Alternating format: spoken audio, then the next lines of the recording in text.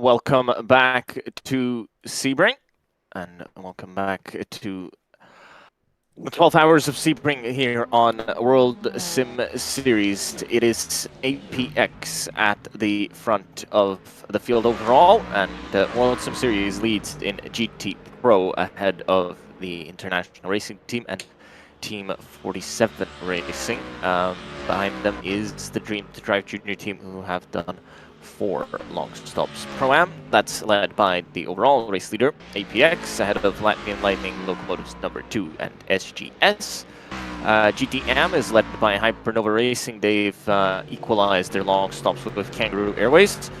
And the Jet Bandits in 14th overall, 3rd in class. And MX5 still led by IRT number 2, ahead of Latvian Lightning Locomotives number 3 and 47 Senior Racing Team. So not many changes in that last hour. The only big change, I would say, is the in the AM class, that they've equalized on their long stops and the positions haven't switched, which I thought was a possibility at one point, but didn't happen.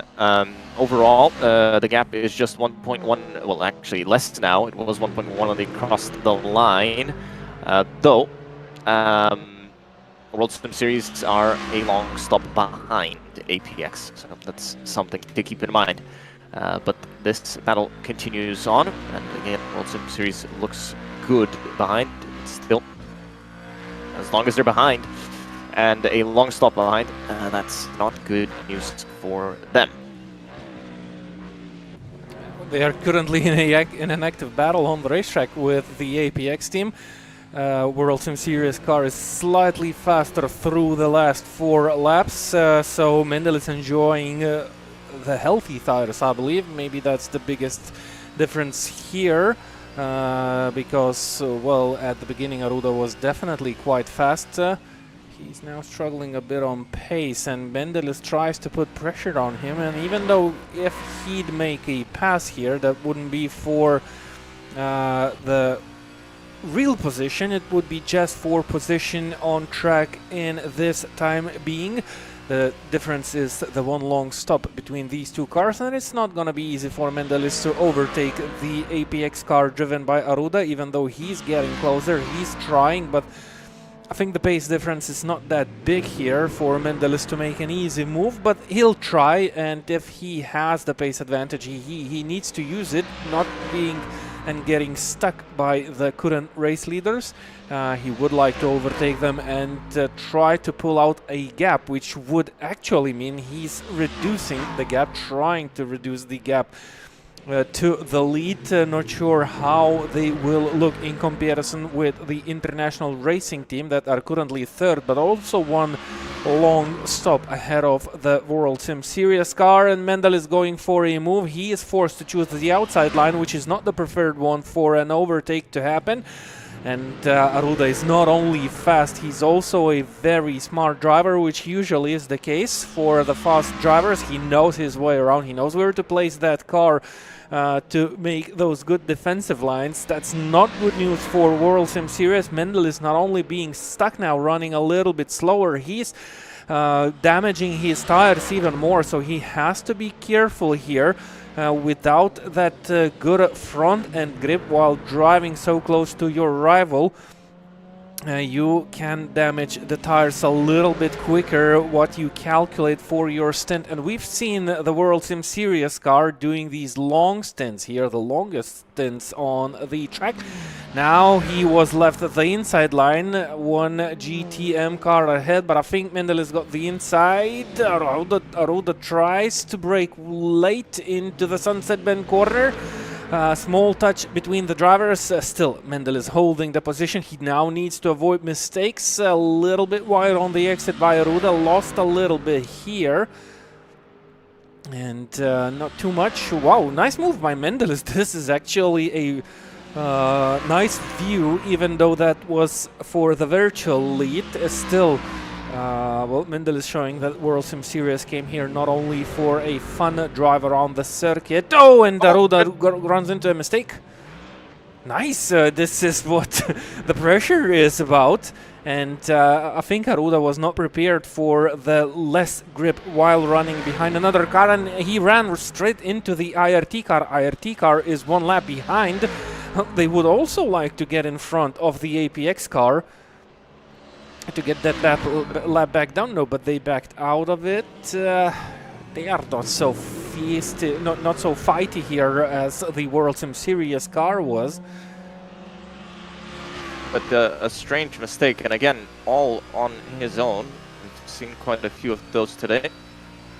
So Aruda makes a mistake, spins out, and wide again, and losing the rear grip. Maybe he has no tires anymore, so that might suggest that a pit stop is around the corner for Aruda. Someone's off the track. That's Team Blue Flag. Yep. So drivers again making mistakes. See how much time Aruda. I'm going to guess he's gonna come into the pits quite soon, actually, to make a driver change and another long stop. International Racing Team are on the exact same amount of long stops, so they are a lap behind, proper,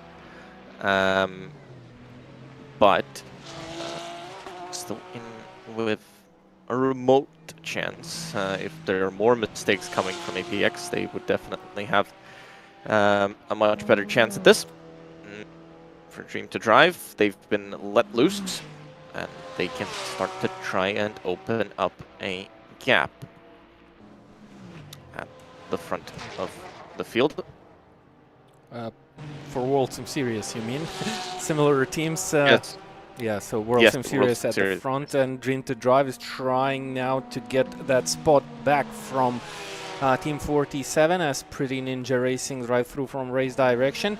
Dream to Drive still kind of in the game. They are already on 4 long stops here, so I'm sure they're behind IRT and WorldSimSeries. They are definitely in P3, and they want to get that on the racetrack. Team 47, the car that is ahead of them, are 1 long stop short. They have all the rights to battle for position on the racetrack. That's how races are won or lost. Still, Dream to Drive in a better spot here, but they have to make that move, similar to what Mendelis did. Well, I'm pretty impressed how Mendelis handled that situation, even though I think he's on a better tire, but still Aruda was and is the fastest driver on the server this afternoon. So Mendelis was definitely brave and smart enough to pull out that move, use the tire advantage if he has it. I think he has it. Kniva has to follow the similar steps. I'm sure he didn't see that overtake, but well, as a driver, you have to go for it. You have to do it. Aggressively safe move. That what should have come from Kniva here, because well, he's basically battling for P2 or even P1 in the pro class. It's a little bit of a mystery here, or huge calculations to figure out the gaps for the long stops. He's close now, using the slipstream, and Team 47 actually not going defensive, so that should be an easy move here. Yeah, left the door open. They try to hold on to the outside line, and that's a smart thing to do. Team 47 know that they don't need to pull out a too fierce of a battle here. They will still need to make that long stop, but they could have to do it. PDT's drive through for cutting, and wow, Dream to Drive, a mistake into turn 1. Running side by side through turn 1. Still Team 47 kind of stepping out of it safely. I think they just tried to use the speed advantage. I think Kniva made a mistake, that's why they ran to the inside of the corner. So Dream to Drive 2 laps behind International Racing, so not there, not quite there. Even that long stop will not eliminate the 2-lap difference, so they will still end up behind IRT. But and I think IRT has gotten in front of APX. Have they? Oh, yeah, they have, exactly. So they've struggling. unlapped themselves. Yep. Still a lap to go, so they're not home free, but they're getting now a chance to run alone with a bit of free air, and that is a good way to show your speed and a good way to try and start opening up a gap and to be closer once. Well, for these two cars, the stops are equalized, so they are on the same long stop strategy. Mendeles ahead. He's still a lap ahead of the IRT car. Spinners. Yep. PDTs. PDTs. And I think they have a PDTs, and I think they have a drive-through penalty, so they would. Yep, I think they are heading into the pit lane. Oh, APX into the pits. So our race leaders, actually, even though they are second, they are into the pits. That's definitely an indicator that they were trying that very long stint, and they didn't have tires left. This is a long stop. Yep, ADTX. As expected. APX. So 282 minutes total for Aruda in the car so far. This will be long stop number 4. 2 more long stops to do. We'll see how the team decides to strategize this out. And really, from here, if you run perfect, with stints of an hour and 15, you will not need to make an extra stop.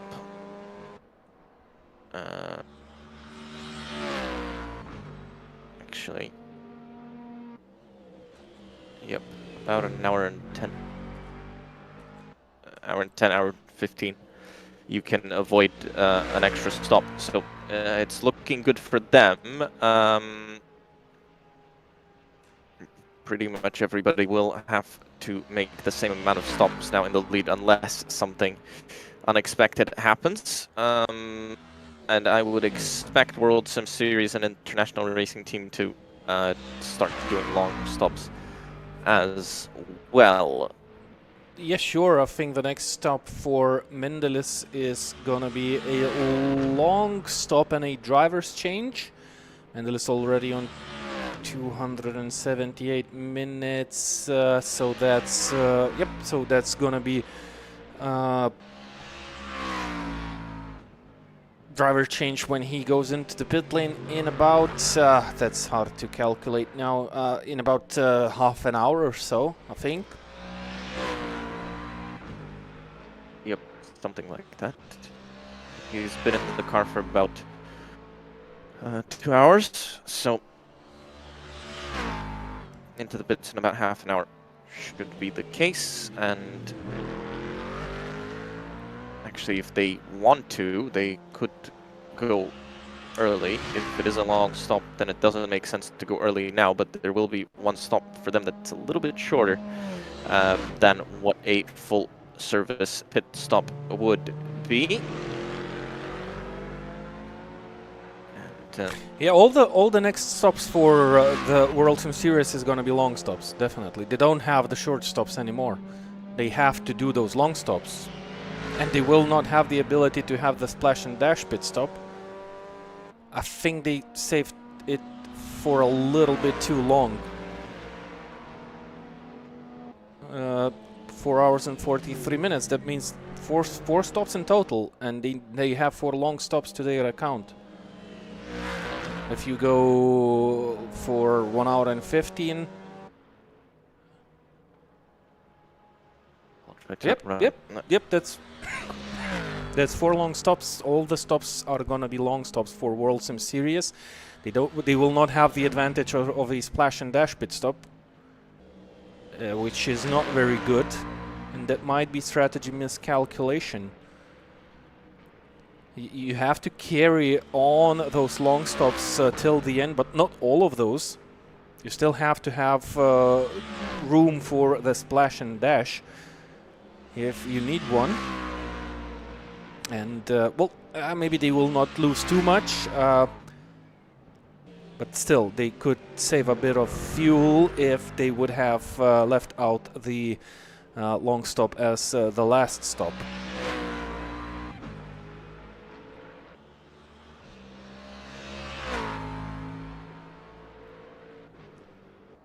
In the meantime, APX back on tracks. We have to wait and see how much far behind of IRT they are. They are one long stop ahead of IRT, two long stops ahead of WorldSimSeries.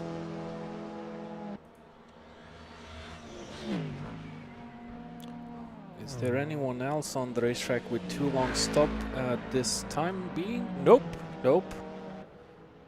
Everyone is at least on three long stops. So the only car on the racetrack which belongs to WorldSimSeries still has 4 long stops to their account.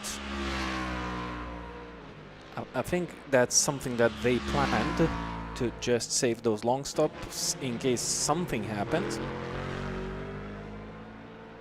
But now they lack the ability to have a splash and dash towards the end, which, looking at the clock, they will definitely have, because their last stop will be less than 1 hour to go. Yep. So, depending on how and actually when exactly do they pit, likely that they have a splash at the end for around half an hour to 45 minutes of fuel. But the problem is they'll have to do it as a long stop. So they're going to lose a lot of time there. Yeah, you have to be precise when preparing your race strategies. So really here I would rather shorten all of the stints. I would Still wouldn't make a difference, I mean... it would make a difference on your pace. You could run quicker because you wouldn't go into really worn tires. Yeah, that's a good the only point. thing. You would save yourself from running those tires that are falling off the cliff. And maybe, and maybe put in a slightly less fuel into the tank, Yep. have a faster car. Yep, that's how you would make it back here, but they've put themselves here. I don't know if they've... I don't think they've planned it out perfectly. Because now every single stop will have to be a long stop for them, for the race leader and international racing team. They have 2 more. Well, APX has 2 more long stops. International racing team has 3, but when they do them now, that final stop can be just that little bit shorter. For them, it doesn't matter as much, at least for APX. If they run it dry with, let's say, an hour and a 15-minute stint, they'll have about an hour to go when they make their final pit stop. So a little time save, but not the end of the world. For WorldSimSeries, it's a bit more of a difficult situation here. So. Well, they are still battling IRT here, not the APX car, so they have the track advantage. So maybe that's not too but bad of a thing. It's the same thing with IRT. I mean, yeah, IRT has the advantage, right? But WorldSimSeries has a track advantage for now, at least. We'll see once they make their pit stop. Where are they actually? If they do equal out here. But yep, anybody that pits now can make it to the end without having to make an extra pit stop. Yep, but I think you have a very great point here. We've seen Justin and Salduka struggling badly on those worn tires, so they can avoid that now. Yep, they don't have to run those 1 hour and 20 minutes stints anymore. That's their only advantage here, to not run on the very old tires. So this is also not a bad option. I mean, if they would have done a long stop earlier, even if you're not changing drivers during it, they would still have that option of shortening the stints, but then they wouldn't have the disadvantage of having to put extra fuel, well, to wait that extra time and could put much less fuel in the car. Yeah, sure. That one long stop missing to their account is a huge disadvantage for the number 7 car at this point in the race. And Mendeles will still stay, well, he still has the chance to stay in the car for at least 20 minutes if he wants. So I think they maybe will observe his pace, 2 minutes, 1 second and 7 tenths. They are still faster than the IRT car, so this is still good news, meaning that the tires are doing okay. Oh, sliding around a little bit, not too dramatic, not too bad. See how long can Mendeles make it here.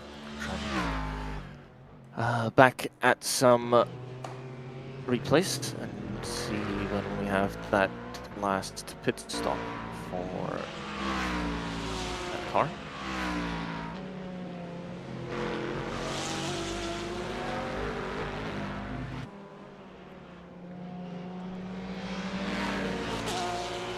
RT car, World Dream to Drive car is capable of running similar lap times. It just looks that they sometimes make those small mistakes which count quite a lot.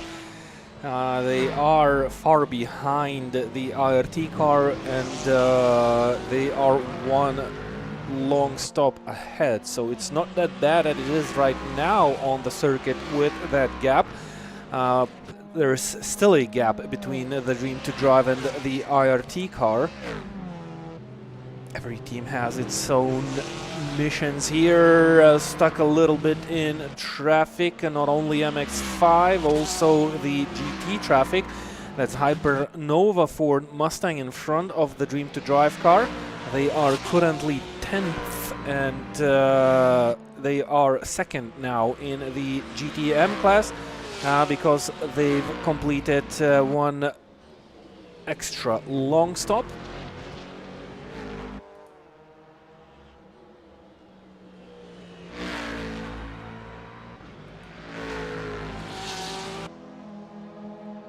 So, Dream to Drive made their, WorldSimSeries made their pit stop at exactly pretty much an hour ago. So, about 15 minutes or so remaining, should be.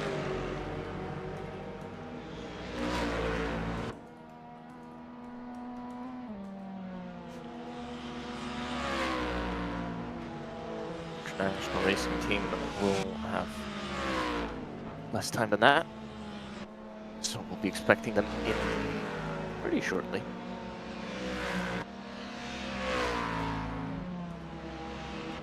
Yep, for WorldSimSeries, this looks like a pretty difficult situation here.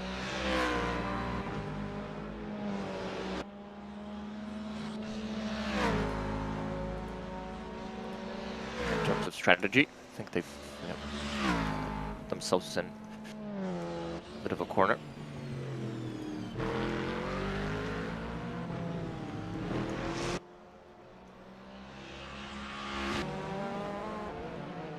Here's Team 47 running in 5th at the moment. Remember, that was the car that was delayed on the first lap of the race after going for a spin.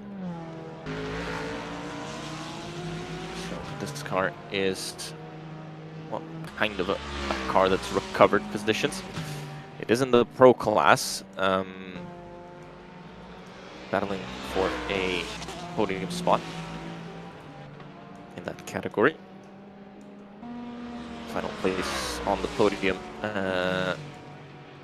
against Dream to Drive Junior. But again, Dream to Drive Junior have that long stop in hand. So it's gonna be difficult, but still, even if they finish 4th, that I would say is not a bad result for that car. Now MX5s are team number 2 lead by over a lap. They all have done 3 long stops. Some cars further down have gone into 4. But it is quite close between Senior Racing, 47 Senior Racing team number 2 and Latvian Lightning Locomotives in the MX5. So only 2.6 seconds separate the battle for 2nd place. It's increased actually, so will be more once they both cross the line. Team 47 Racing, I guess, in for a long stop in the GT3, in the GT class.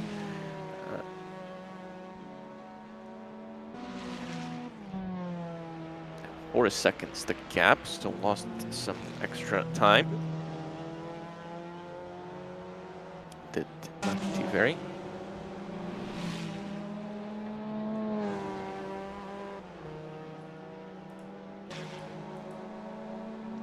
Do we have a difference in the long stops here? Are they on same? No, on the same track. Same. Yep. There's much less variation in the MX5s since their stints are pretty much an hour long. You don't really see much variation. A few cars have done 4. I'm going to guess that was more maybe fixing something, but 3 more long stops to do, and that will pretty much be at every hour mark. They'll be able to do 1, but they'll still have to start doing them a bit quicker than they were for the first 6, actually 7.5 hours already done in the race.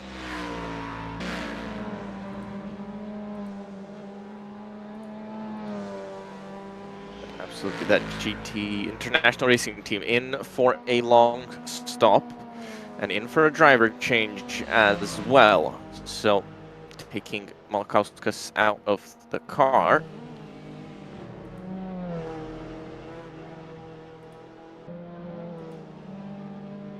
That is going to be long stop number 4. So they'll again be on the same page with APX. 4.5 hours to go. That's when they make their pit stop.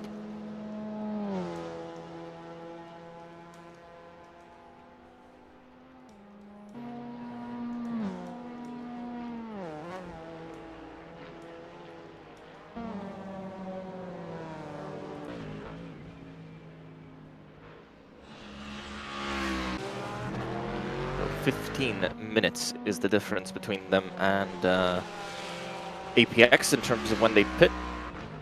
So they'll have a slight gain on the last stop, last fueling. We'll see when WorldSimSeries come down to pit road. Latvian Lightning Locomotives number 3 is doing a long stop. That's the MX5 that was battling for 2nd. 4.5 hours to go in this race. MX5 leader has completed 178 laps. GT leader has completed 217 laps. Not a small difference, that's for sure. So the gap between the classes, 39 laps right now.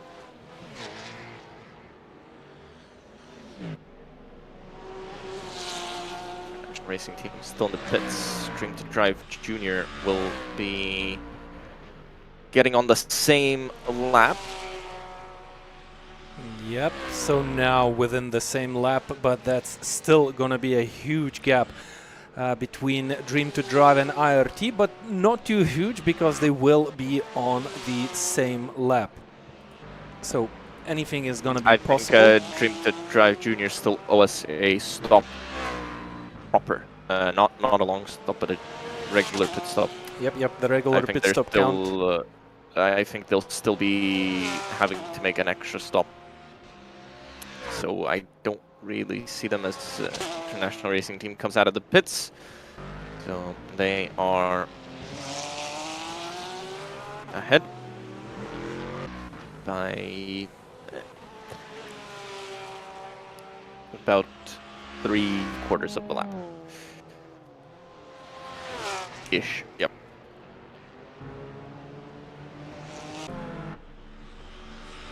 Now it's all about when WorldSimSeries makes their decisions on when to pit.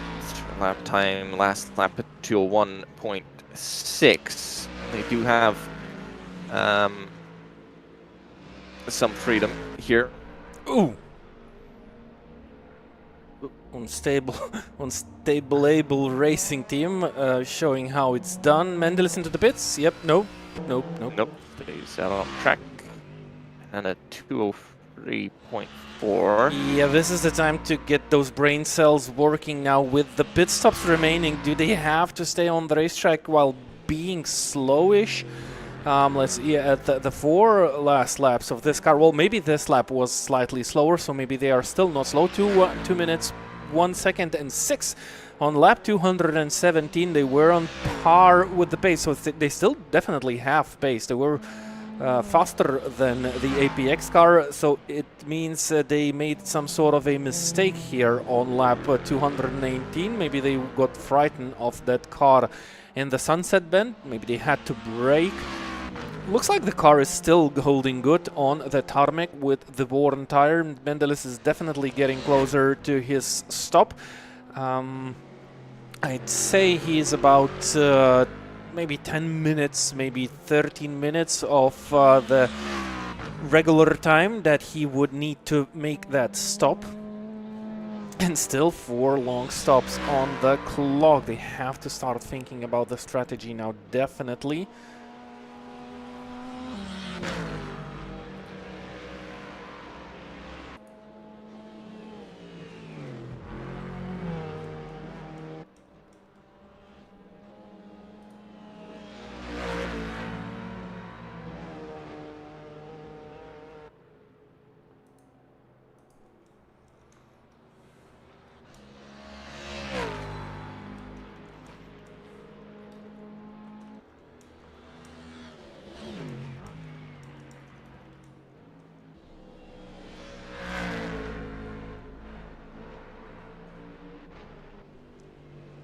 Into the pits goes Matas Mendelis with WorldSimSeries car. Expect a long stop here. They are already 2 long stops behind their nearest rivals, and that's not gonna be the end of the long stops. Every stop that this car will come onto will be a long stop. Disconnect happened, and there's gonna be a driver's change. Here we have IRT and APX. The battle is live again. IRT were able to overtake the APX on the racetrack. Suddenly the tables have turned by the looks of it. I'm looking here.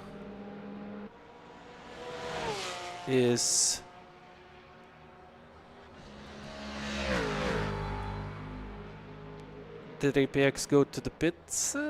Yep. That's IRT went into the pits, I mean.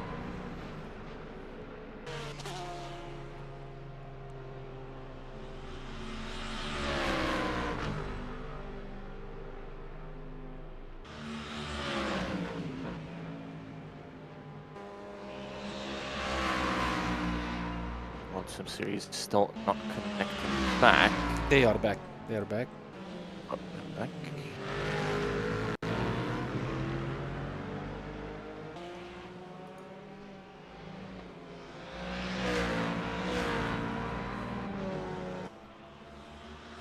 So obviously, most freedom in when they stop has WorldSimSeries. Most freedom in their strategy proper has IRT.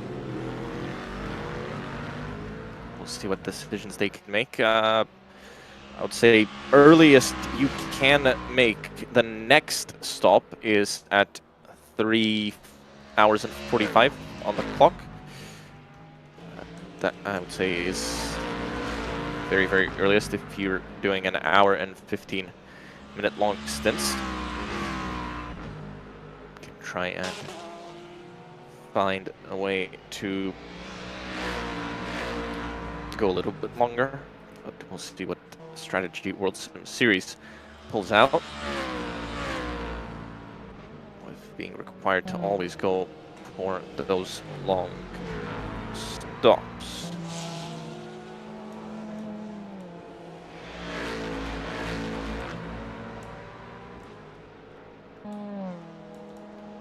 Essentially able to run now about an hour 5 for each stint. That would minimize their losses at least a little bit, as they'd be able to run faster all the way through.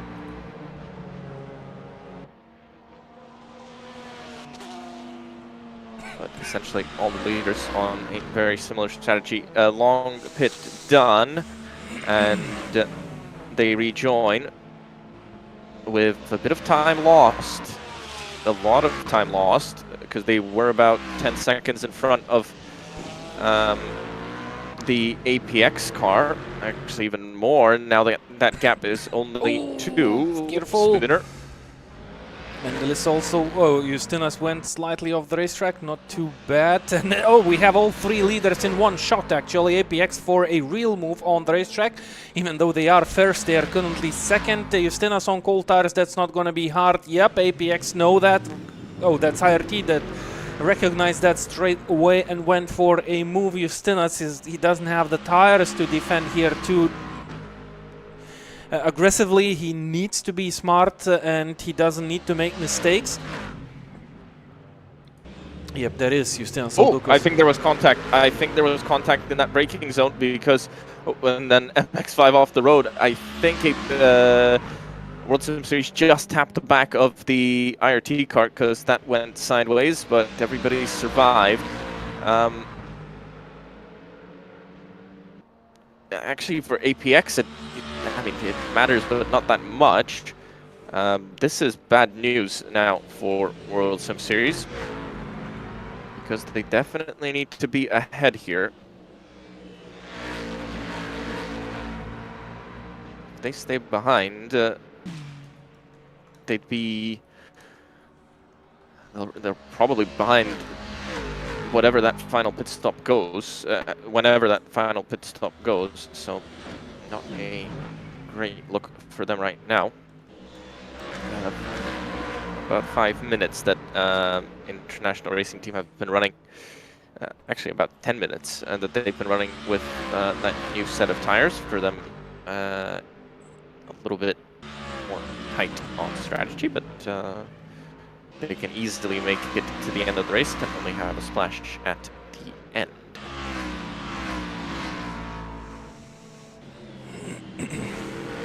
Yeah, Still, well, I would expect a tire change at that final stop, so that's going to slow it down somewhat.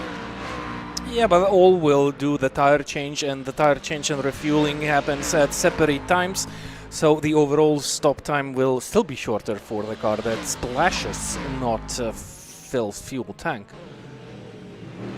Yep, absolutely. So that's definitely going to be a time loss here, and a pretty large one at that. So Not exactly half a tank of fuel, but getting close to that sort of splash. So Speth behind the wheel now? Yeah, okay.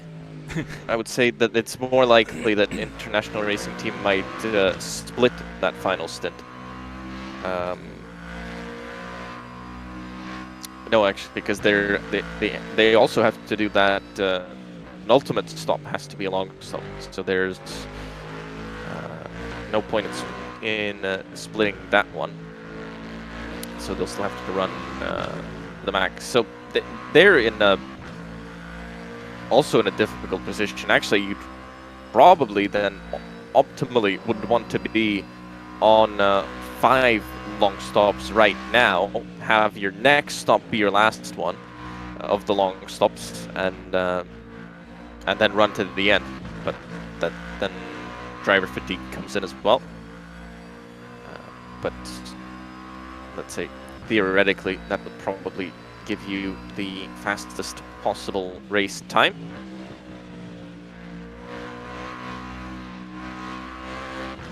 Little lift on the exit.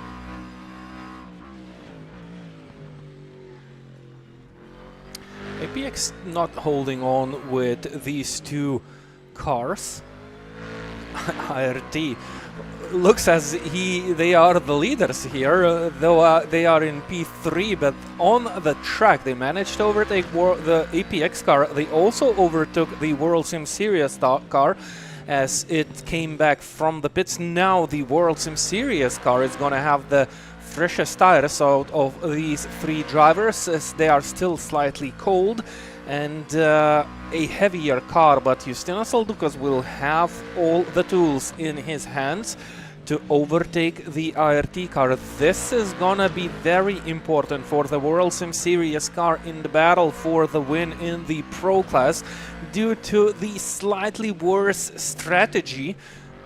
They will not have the ability for the splash and dash. They do have the ability to not run full stints, so all this overall time of the stints, or the time that the car is on the track, might be faster than the ones from their rivals, which is good. So I'm interested to see how this one will play out in the end, and I'm definitely it's definitely interesting to see the APX car falling behind now these 2 cars that are actually not their rivals.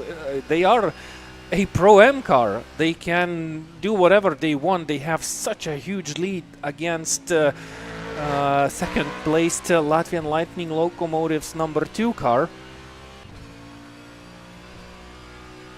which is currently 5th overall and lack 1 long stop in comparison to the APX car. They can start driving backwards, I think, and still win it in the Pro-M class, which is their battle. We don't have the overall battles here yet on the WorldSimSeries platform. Maybe we'll have those. Not only battles in classes, but also battles in the overall standings, which would make the racing a little bit more interesting. Now we still have the APX car here in contention, but well, they don't have actually the real rivals here, and the biggest battle in class is between WorldSimSeries and International Racing Team. WorldSimSeries is 2 laps ahead, is it? So they are still ahead. Are they 1 lap ahead? Oh yeah, they are 1. So they're if they overtake them... No, they're not 1 lap ahead. They're actually just under a lap ahead. Oh, so they need to make that move. That means they are behind. That means that they are behind the IRT car, and whilst we have the IRT car in 3rd, currently in front of WorldSimSeries on the racetrack, they are actually virtually front, well, in front of WorldSimSeries car. It's actually very tight, because you have to consider that both cars still need to make a stop, as WorldSimSeries now tries to lap the International Racing Team car once again. Since both cars need to make a stop, the difference between a long stop and a regular full service stop is not 3 minutes. It's a lot less than that. I think they're super close, actually, on track. It's a lap and a bit, I think, that you really lose. So we'll see. I mean, we'll only see in that final once that final pit stop is done. But it's not exactly 3 minutes that you're losing in that. So something to keep in mind. But finally now, WorldSimSeries does get a lap ahead, back a lap ahead, and can try and run away. Maybe they listened, and maybe they're running a bit less fuel in the car. And trying to run quicker. That is, to me, the only way they can still win in GT Pro. That's what they are doing. Justinas just slightly missed the apex of that corner. That suggests that he knows what he's doing. He knows that he needs to push, and that's where the mistakes come from. Even though he made that mistake, even though he made that move, it's not enough. He has to pick up the pace and pull out the gap, use the advantage of the newer tires, avoid mistakes, and that's actually very pressurizing for the driver. He has to be really calm and confident and concentrated on what he's doing. And look, those small mistakes, they transfer into the advantage for IRT car. Justinas made that move but is unable to pull out a gap, at least yet. So he needs to hit those apexes at least to make it work. I just noticed on our YouTube comments we had IMSA come in and drop us a wave.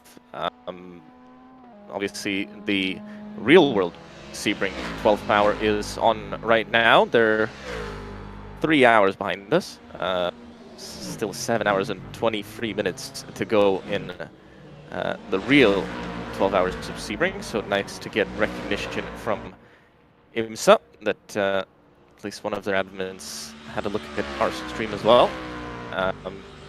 Greetings and waving back to the IMSA series.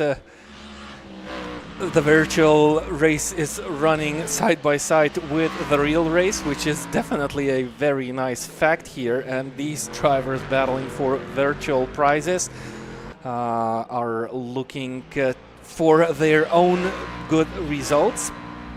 And I'm really happy that we have these battles going on the racetrack. Not big ones, not all over the track, but still with these strategies, with the long stops in mind, there is some shuffle in the order as Justinas Aldukas runs into traffic. MX5s are having a party here on the hairpin.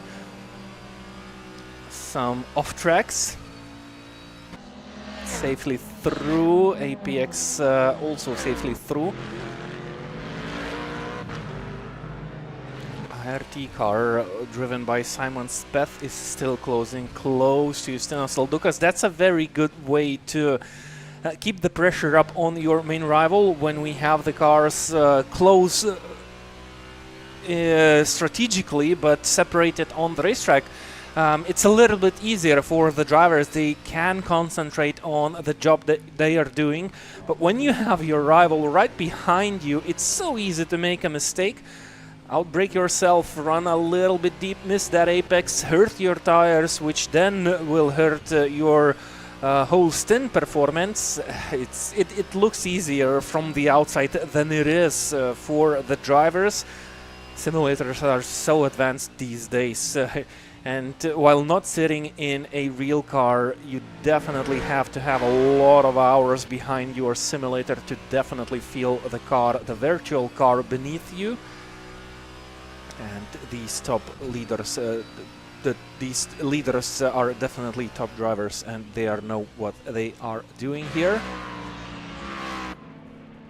Just as a comparison, obviously the 12 hours of Sebring run in a different time of day. They start the race, is it 9 p.m. Eastern, something like that. Fastest race lap in the GTD class, which is the GT Pro class. Well, the GTD Pro, which would be GT Pro for us. Fastest race lap is by the 77 Rexy Porsche, done by Alessio Picariello at a 2:01.146 in hours, Sebring 12 hours. That was done by the APX team in with Romulo Arruda with a 1:58.279. So about 30 seconds quicker. Obviously, those lap times were set very early on in the race. The race has slowed down here as well due to the increased heat, but I guess a nice comparison to see how close the lap times are. Qualifying pole at Sebring was a 158.4, while it was a 57.1. So about a second and a half difference in qualifying. So pretty close, I would say, simulator to real.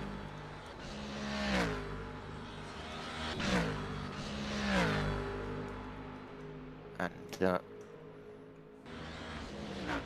obviously these drivers, I'm sure, have watched the race or are watching it now even. So picking up tips as well, seeing how the guys and girls on the real track overtake and how they make these moves. Obviously they don't have MX5s on the track. Slowest cars there are the GTD cars, or the GT cars here, and they've got the GTPs and LMP2s as the faster cars in the race, but still traffic management plays a part, and a big part at Sebring. More cars as well on the real track. 55 took the green flag.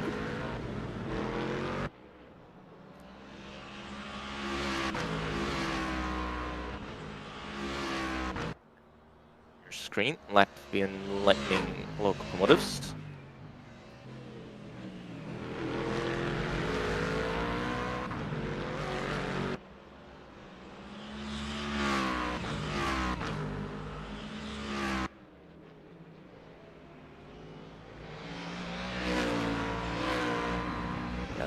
More YouTube comments coming in. A lot of well, actually one fan of APX, but he's very committed. Says that APX #1. Then it says champion, and I'll first translate that last word and then figure out if we can say this on stream. I think I know what that means, and I think we can, but I'll make sure. It says 5-time champion. Well, this would be a first win for APX, so I don't know why 5-time, but sure. Somebody suggested to watch the real race on TV and pick up tips to sim race better. I agree with that for some of the cars. We won't name names, but some of them could watch the race on TV and pick up some tips. Somebody is asking for the link to the Sebring 12 Hours. It is on YouTube. The Insta channel commented on our stream, so I think it's pretty easy to find. Ted says hello from Grand Rapids, Michigan. Yep, and the APX fan, he's #1 fan on YouTube, I see, as well of WorldSimSeries. He's very excited for what that Brazilian duo has been able to do so far today. Oh yeah, even though you cannot see on the timing screen that they are in the lead, they are currently second, but they are actually well ahead of all the drivers here on the racetrack, so I definitely am not surprised that we have huge fans of this team, and that they did here really well. As you've said, Farias already won an event this year on WorldSimSeries platform. He competed in the Daytona 24 Hours race and they won the GT3 class.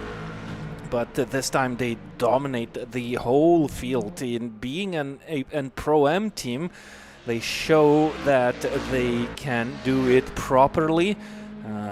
They don't have to push here too much now.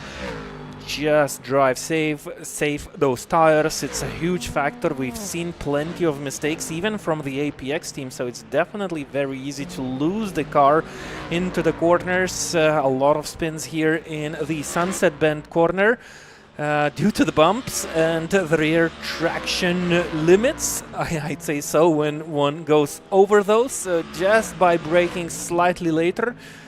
I think the APX have settled down now and they are on their own mission. They know the strategy, they know the Glock MX5s are having more parties here. That's Zama Motorsport having a slight off-track adventure. The grass is uneven and you can see the car just bumping around and jumping.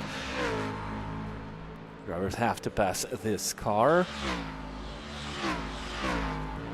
Now, let's look at the pace of the current leader. So WorldSimSeries is unable to gain gaps now. Maybe that's due to the traffic, maybe that's due to the fact that the tires do get warm, hot and worn out. And I think you have this nice pace window when you enter the track. You warm the tires up, you can enjoy the car for yourself. Then it might get a little bit trickier for some of the drivers. We've seen Mendelis performing very well on his last stint. Even with those worn tires, he was matching the pace of his main rivals, riding even a little bit faster. So it's doable, but that is harder. And you can see all the drivers who are coming closer towards the end of their stint start struggling to keep that car stable on the racetrack.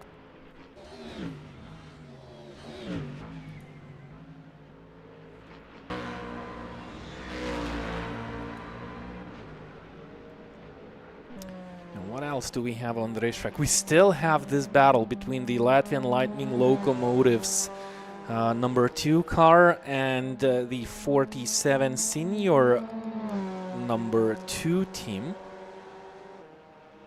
Yep. No, that's Latvian Lightning Locomotives number 3 car actually. Wow. Plenty of similarly named cars due to teams bringing more than one car into this race, and it's really hard to read out these scrolling names of the teams right from the timing tower. You want to call out the name of the team, but you have to wait a couple of seconds till you see the whole name of the team. But this is one battle that took part for all past 8 hours in the MX5 class, for P2 in class, and it's still not over. Both It was a battle for the lead at one point, but that lasted for about 15 minutes, less, 10 minutes maybe at the start of the race, when the RT number 2 car actually dropped positions at the start, got back up to the front, and never looked back. Interestingly, the RT number 3 car, which is, well, from the same team, obviously, but who did start last, dead last, because they didn't set a time in qualifying, are running 4th, and I would have expected them to move up. I mean, it's a 12-car field. It's not the end of the world to start last, so would have expected them to move up higher and maybe be a challenge to their teammates. Clearly that has not happened, and everybody is on 4 long stops in the MX5s, except for Unstable Racing Team, who are on 3, and behind them 5, 5, 5, 6 for Blank. And I think they're completing a long stop right now. Could be. Hypernova Racing have completed 6 long stops as well. But actually, that is a team that's running from a single rig, or at least it's a single driver running. So, yep. I guess they'll have to go without any more long stops. Not that many incidents where we've seen damaged cars today. Oh yeah, that's a good point, and those cars are definitely hard to keep on the track, well, at least the GTMs, and even though we had mistakes and spins, well, we definitely didn't see a lot of hard impact. We have warnings incidents. Stewards are working here, always looking at the context live and then handing out warnings. Let's see let's take a look at the warning counter. So car number 1 and car number 2, so that's APX, and one car is already out of the race. They have 0 warnings. Car number 3 has 3 warnings. Car number 4, 2 warnings. So both of the cars have drive-throughs. WorldSimSeries had those 2 warnings early in the race. They did their drive-through. What number is the IRT team? Car number 5. So IRT have 1 warning. If they receive 1 more warning, they will receive a drive-through penalty.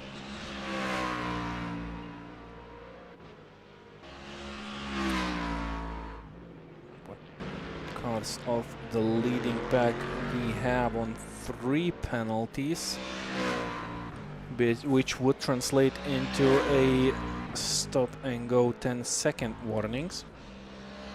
Penalty. Into a stop-and-go 10 seconds penalty. Yep. Well, WorldSimSeries, they can allow themselves 1 more free warning.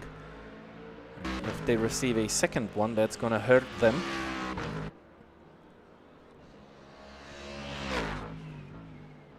A bit more. So they... I found a last bit of possible hope for the Drink to Drive Junior car. They went into the pits with 4 hours and 3 minutes on the clock. If they run perfect hour 20-minute stints, they might be able to get to the flag and save a pit stop. Might be able, should be able, if they can make it an hour 20, and then you have obviously the stop time. So I think hour 19 is really the cutoff there, but they might be able to do it. Could be a dark horse if something goes just a little bit wrong up in front. So just keeping an eye on that. I'll check in when they do their next pit stop. We'll know if they are trying to do that, but there is the possibility for this. Well, you have to take those if you want to do better. You have to simply try and seek for the possibilities not only on the racetrack by performing well, avoiding mistakes, but also calculating your strategy wisely. I think it's a very good point from Gustas to the team of how they should handle their race now. Maybe that map 2 on the wheel might do the job pretty good for the team to finish higher, because they are now they are 2 laps, so they are 1 lap behind IRT. So yeah, that still would be a very hard task to eliminate the gap. And both cars are on 4 long pit stops, so no real advantage on the racetrack. Just maybe the pit stop, avoiding strategy. I mean, I don't think they've got anything to lose here. They're kind of in no man's land. They've got Kangaroo Airways quite far behind. That's another AM car, so not even in their fight. Team 47 Racing, that's the next GT Pro car that they would battle. That's almost a lap behind them. Why not try? I mean, nothing to lose. If you have to make that pit stop, you have to make that pit stop, but maybe it will only be a splash for 5 minutes of fuel. I'd take that gamble. I wonder what happened to the Hypernova Racing team. They definitely had issues. They already completed 6 long stops out of 6. Yep, mentioned that Yeah. before. Considering that it's a single rig, whether it's a single driver or people sharing a rig, don't know, but they're fine. They can run to the end. They just need to not use another long stop. The only worry would be if they got damage that was too big to fix in a regular pit stop. But looking at the race so far, we haven't really seen any real damage for. As I was saying, that the MX5 almost ate the wall out of the exit of Le Mans, but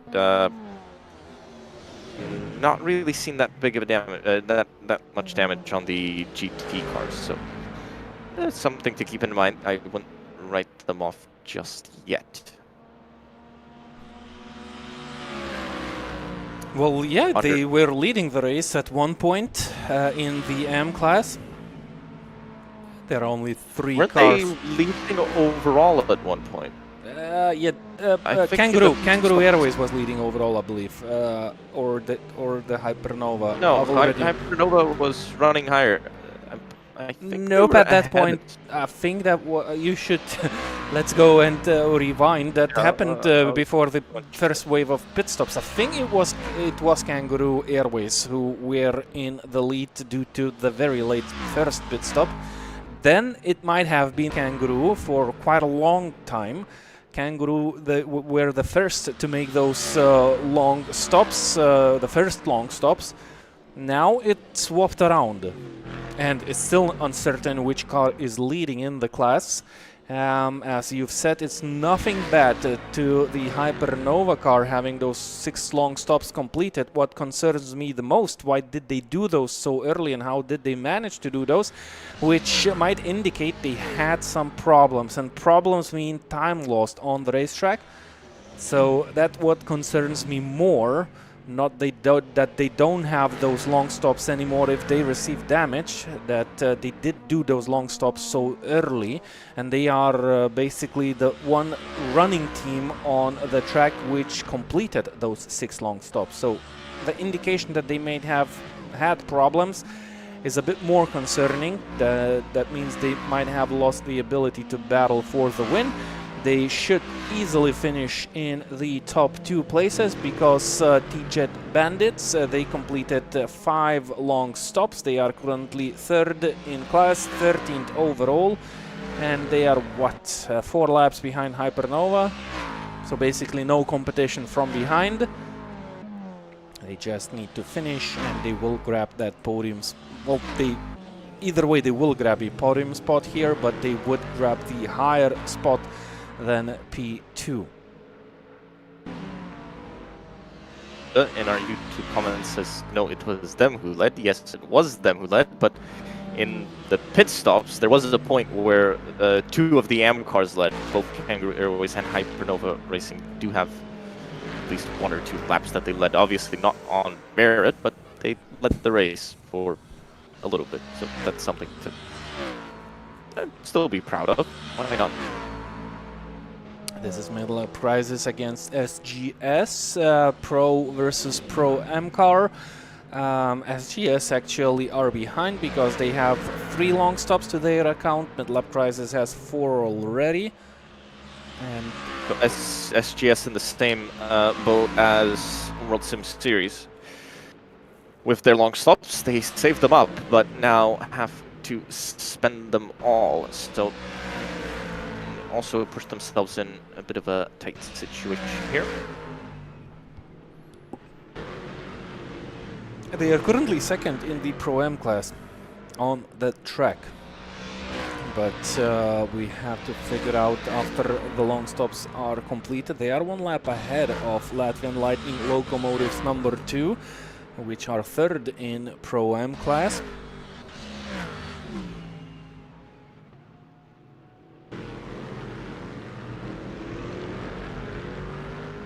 The Pro-Am gap has really opened up in the last few hours. I mean, they obviously APX led by a big margin, and it was never really questioned in terms of the Pro-Am class, but It was about a lap, a couple of laps. It's caught up to the four laps to the Latvian Lightning locomotives who are on the same long stop strategy. So really has opened up that class. So cars and small gaggles in some parts. The GT Pro class is much more open in terms of the gaps. Still, we don't know what's going to happen for that lead. How long will each of those pit stops take? And how much time will APX gain?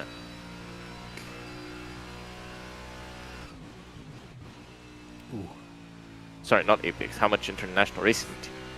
IRT. Yep, on board with the APX team. Farias behind the wheel now. Has to do lots of micro corrections, under braking especially. Looks like the cars are very unbalanced in the braking zone. That's when the spins happen, diving slightly too deep into the corners and the rears go loose. Looks a little bit better in the slow hairpin. We'll see what the actual gap is, because yeah, this timing screen is jumping up and down. We'll have to wait for cars to cross the line. But APX still in good position. That gap of a lap coming down just that little bit, but still enough for them. They are on the exact same amount of long stops, and they're about 15 minutes separated. What happened here with WorldSimSeries? Wait, did clip the grass? That was a mistake by. Yep, that was a mistake by Saldukas. I think they clipped the grass and they lost plenty of straight line speed here because IRT just got themselves that much closer. We're about to figure out how much that mistake was worthy for WorldSimSeries and IRT. But look at the gap. Someone received a 174 stopping. Oh, penalty. That's Hypernova Racing. Wow, stop and go 174 seconds for our recently viewed Hypernova Racing team. They have disconnected, even though did not wait minimum time in lane, but they are not. They have 6 long stops completed, so there's definitely an issue here for the Hypernova team, and they have disconnected. So maybe something ain't right with the system. That's why they have those 6 long stops. Maybe it doesn't look right to me here. Something is wrong during the pit stops for car number 6, and that's a big shame. We held that car a contender for winning the GTM class. Now they are at risk to losing P2.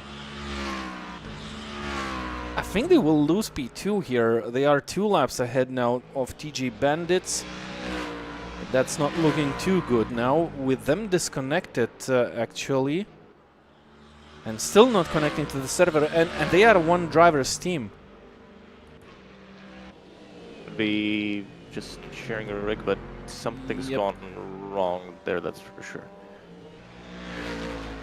Wow, they took attention away from this battle on the racetrack. I was looking back at the replay. It looked like WorldSimSeries was just off the track. It just went wide, and that's why they lost time. No huge issue. 204.3 last time around. So a couple of seconds. Yep. They lost 2 seconds compared to the lap time of the IRT car on that particular lap. They are still gaining advantage on the APX car.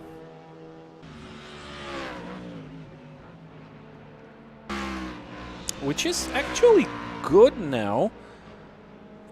Are they able to pull out a decent gap against the APX car? Oh no, okay, I'm looking at the WorldSimSeries platform, it shows 1 lap difference, and I kind of created the situation in my head that WorldSimSeries is 1 lap and 14 seconds ahead of APX, which is not the case.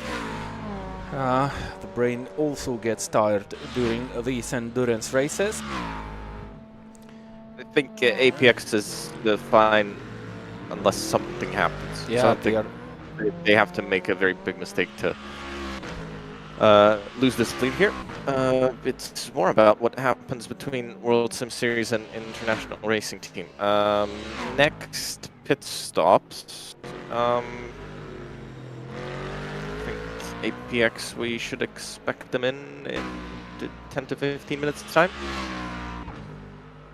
That's how I'm predicting it. We'll see if that's really the case. Well, WorldSimSeries, if they do those long runs, they have about 30 minutes. So, yep, 15 minutes should be something like that. The difference between WorldSimSeries, IRT, and APX when they'll do their stops. I wonder what WorldSimSeries will do with those long stops that they have. They still have to run this stint. I think you have to look at what's the optimal way you can look at this race till the end. I'm thinking hour and 5 is probably the best way you structure a stint. That's probably before the tire falls off.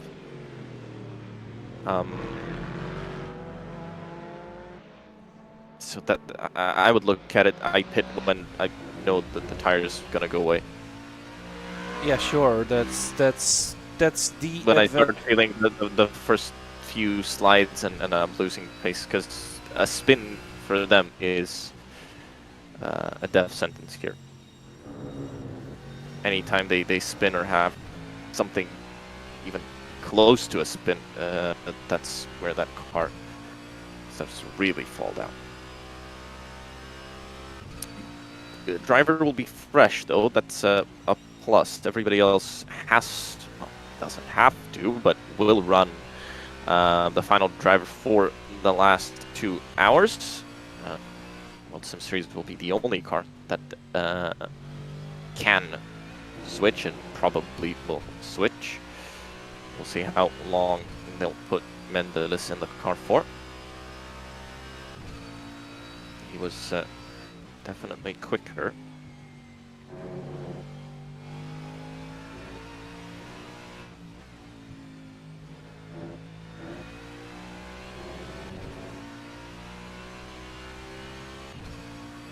To be made by the teams. Team 47 into the pits. And from this point in the race, you can finish with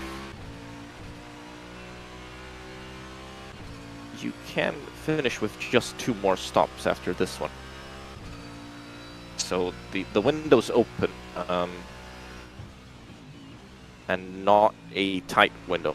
Ooh, out of the pits. That's fine. That's fine. It's not fine for International Racing Team as they're now caught up in this traffic, but we've seen closer pit exits today. Oops, slide. But yeah, we've seen closer pit exits from this car actually today, so yep. That one was clean-ish. Sebring, the exit of the pits always not an easy one. But easier in sim racing as you have the relative bar, you can have a spotter that's, let's say, always accurate, so a little bit easier to rejoin the track, but still probably one of the most difficult pit exits in the world. By the way, Hypernova Racing seems to be out of the race. They now drop to P3 in class, P13 overall. They are still disconnected with that stopping a 174 seconds penalty on the clock, so looks like they lost motivation. something went wrong in the pits, and I think the team decided not to continue here anymore. And maybe they'll get back towards the end of this race to just cross the start and finish line to finish off what they've started. But they decided not to bother anymore with something that went unexpected.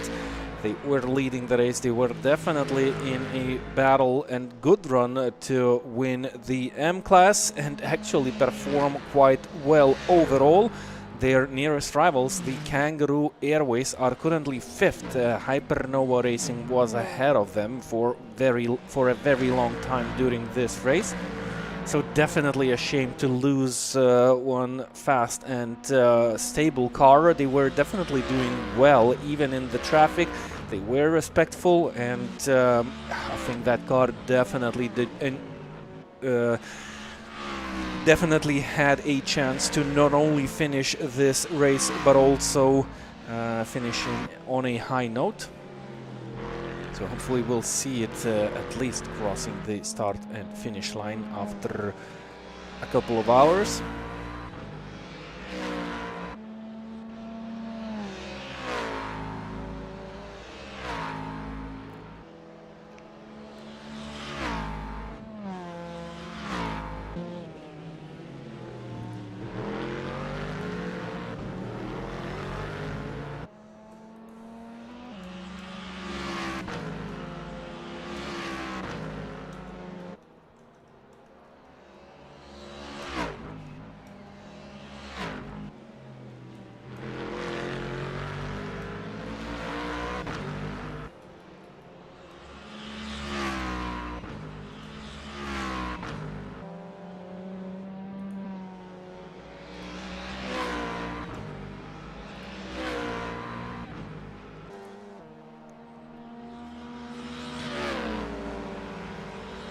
Series coming through traffic. They've opened back up the gap to the international racing team chasing behind. Yep, and they are opening up the gap between themselves and the APX team, but by very small steps, which will not be enough if nothing goes wrong. And I don't think something's gonna go wrong.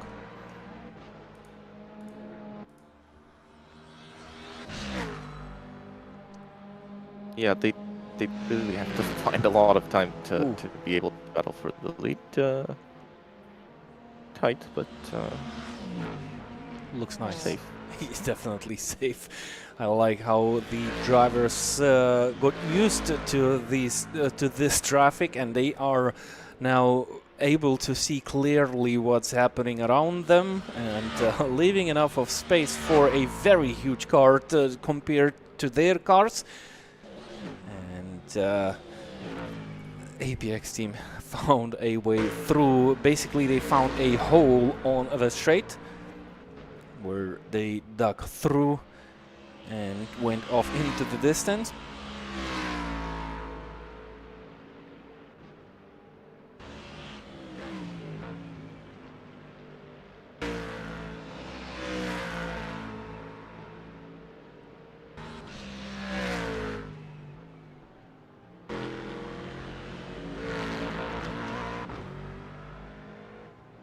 Expecting the APX car in soon.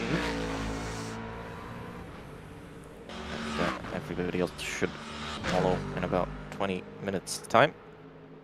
Maybe a little less.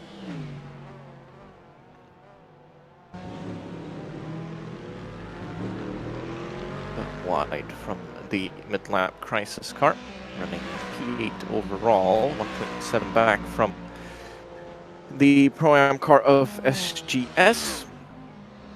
Second place actually in Pro-Am, that car. Hypernova still disconnected, so not in the race, that car.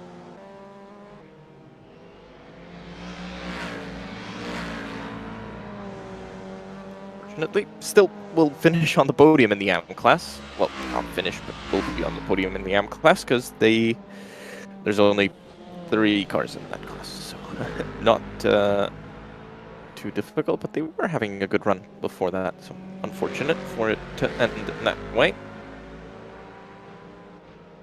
Lap crisis definitely reducing that gap.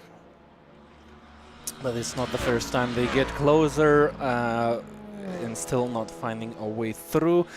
I think O'Brien is just playing safe here. That wouldn't be an overtake for position. SGS is a Pro-Am class car and O'Brien is a Pro car. Team 47 Racing drive through for cutting. Team 47 are currently 6th.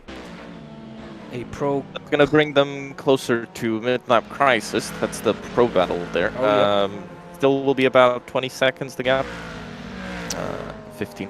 Yep, Maybe, but we'll bring them closer. Middle of crisis, it's also a one-driver's team, and I like to believe that this car is definitely driven by one driver. O'Brien, I remember O'Brien participating in races and doing them on his own. I think that's the thing that he likes to do. Doing a 12-hour race on yourself is definitely a huge mission. I'm not seeing myself in a mission like that, so huge respect for the driver. And you could see that from his driving style, just trying to be a little bit more careful. I think fatigue is also a factor here. You don't want to make those sharp moves if you are a little bit tired. Your rivals have the ability to rest, hand over the car to his fellow drivers, but O'Brien, if I'm not mistaken, is a one-driver's team, and he's doing phenomenal job here. Consistent, not too fast, but that's what you would expect from a driver who is solo driving that car. You don't want to get too tired. Just being careful. Kangaroo Airways and Team 47 into the pits. Team 47 for the drive-through penalty, I assume. That should be a stop for Kangaroo Racing Team. They came to a halt. 47 now through the pits. APX into the pit lane. Was your math correct? Exactly right. Yep. On the dot. I had them pitting at 3 hours and 30 minutes to the finish. So Okay, so the next car to pit is IRT car. at 3 hours 15. What about WorldSimSeries? They should 3 be... hour 10. If But they... that's assuming a 15, an hour and a 15-minute stint. Maybe they'll get closer to hour 10 and go with IRT for the next stop. That's Yep, they have the possibility to save a bit of time on the track, to not slide around. We've seen Justinas struggling quite badly in his last stint before he gave the wheel over to Mendelis. He definitely was on those worn tires, and something was off. It seems quite calmer now. Looks like he has the nice rhythm here, constantly gaining on the IRT car driven by Simon Speth. They are closest rivals. They are separated by one long stop. The IRT will have the chance of a shorter last stop if they do the long stops one after each other with the next stops. So it's still 3 stops to go. I don't see any other option for them. Yeah. But it would be a big mistake if they didn't. So here in that WorldSimSeries car, I would split the distance up. I'd go and follow in the IRT car. Maybe even try to undercut them a bit. They have the opportunity here, so I can try something.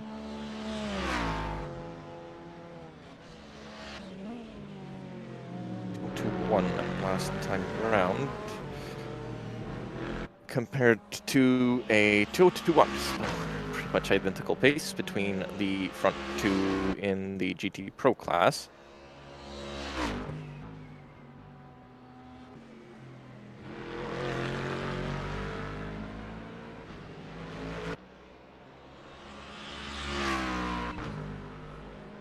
APX. Is there a driver change for that car? I'm not seeing it. A little bit sideways from Soldukas, so tires coming to an end. We'll see when they decide to make that pit stop. APX long pit done. Yep, Faria is behind the wheel. There was no need to change the drivers. Yep. Aruda will And then the get... next stop Yep. will be driver change. Yep, and definitely. Aruda will finish off this race, so the driver who started this race in for the APX car will finish off the race, and I think that's going to be the same case for most of the teams who have two drivers. Justinas Saldukas should also stay in the car when he pits, and then he should hand over the car to Matas Mendelis. Troubles start arriving to the hands of Justinas Saldukas. We've seen the car twitch quite badly on the exit of the Sunset Bend. Managed to keep it together. It was a 2 minutes, 3 seconds and 4/10 lap, so it was slower than the lap of IRT car. Only by half a second, but the pace dropping down now. IRT was also not too fast with the previous lap time. It was a 2 minutes 2.9. Justinas managed to be within 2 minutes 2 on laps 243 and 244. And he starts to go slower now. They have to bring those calculators out. Mendelis is out of the car now. He can do calculations, and he might advise Justinas Saldukas to maybe come into the pits a bit earlier. To just... They can do a driver's swap as well. I wouldn't be against a decision like that, to just keep the driver fresh, because they'll have to... Anyway, they have to do the long stop, so they can even do a driver change for the final stop. So I'd rather... maybe I don't know how they're feeling, but I see that as a valid option for them here. Yeah, they could do that. They could do that ping pong now, definitely. So that would be Matas, then Justinas back, and then Matas to finish off this race. Why not? If they feel they can do that, that might be an option. To have the driver slightly more energetic for the final stint if they need to do battles. Yep, that's probably what I would do, because you're keeping the same drive time essentially. You're just giving a bit more rest to your drivers. So valid option. International racing team obviously have got middle-up crisis. Crisis there, but not too bad. Gets back on track. So international racing team do have little freedom in terms of their drivers, because they've got 3 of them. Speth, Kashoni and Malakauskas. Malakauskas was the second quickest, because Kashoni has the fastest lap of the race for that car. Kashoni has driven the least in that car as well, so wouldn't be surprised to see him in for the next stop. Not the one upcoming, but the one after. That's where I would put it. And have him run to the flag. That would be with 2 hours and 15 to go. So, possibility. And they're saying they'll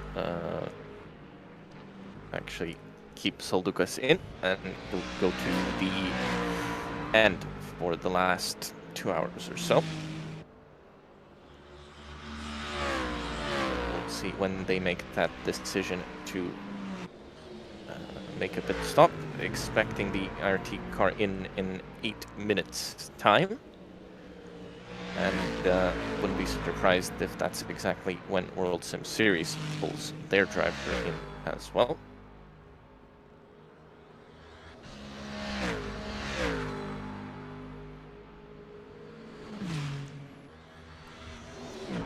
Doing shorter stints after they abandoned saving 2 pit stops, well, there's not much you can save when you have to do the long stops. There's no way around that. So,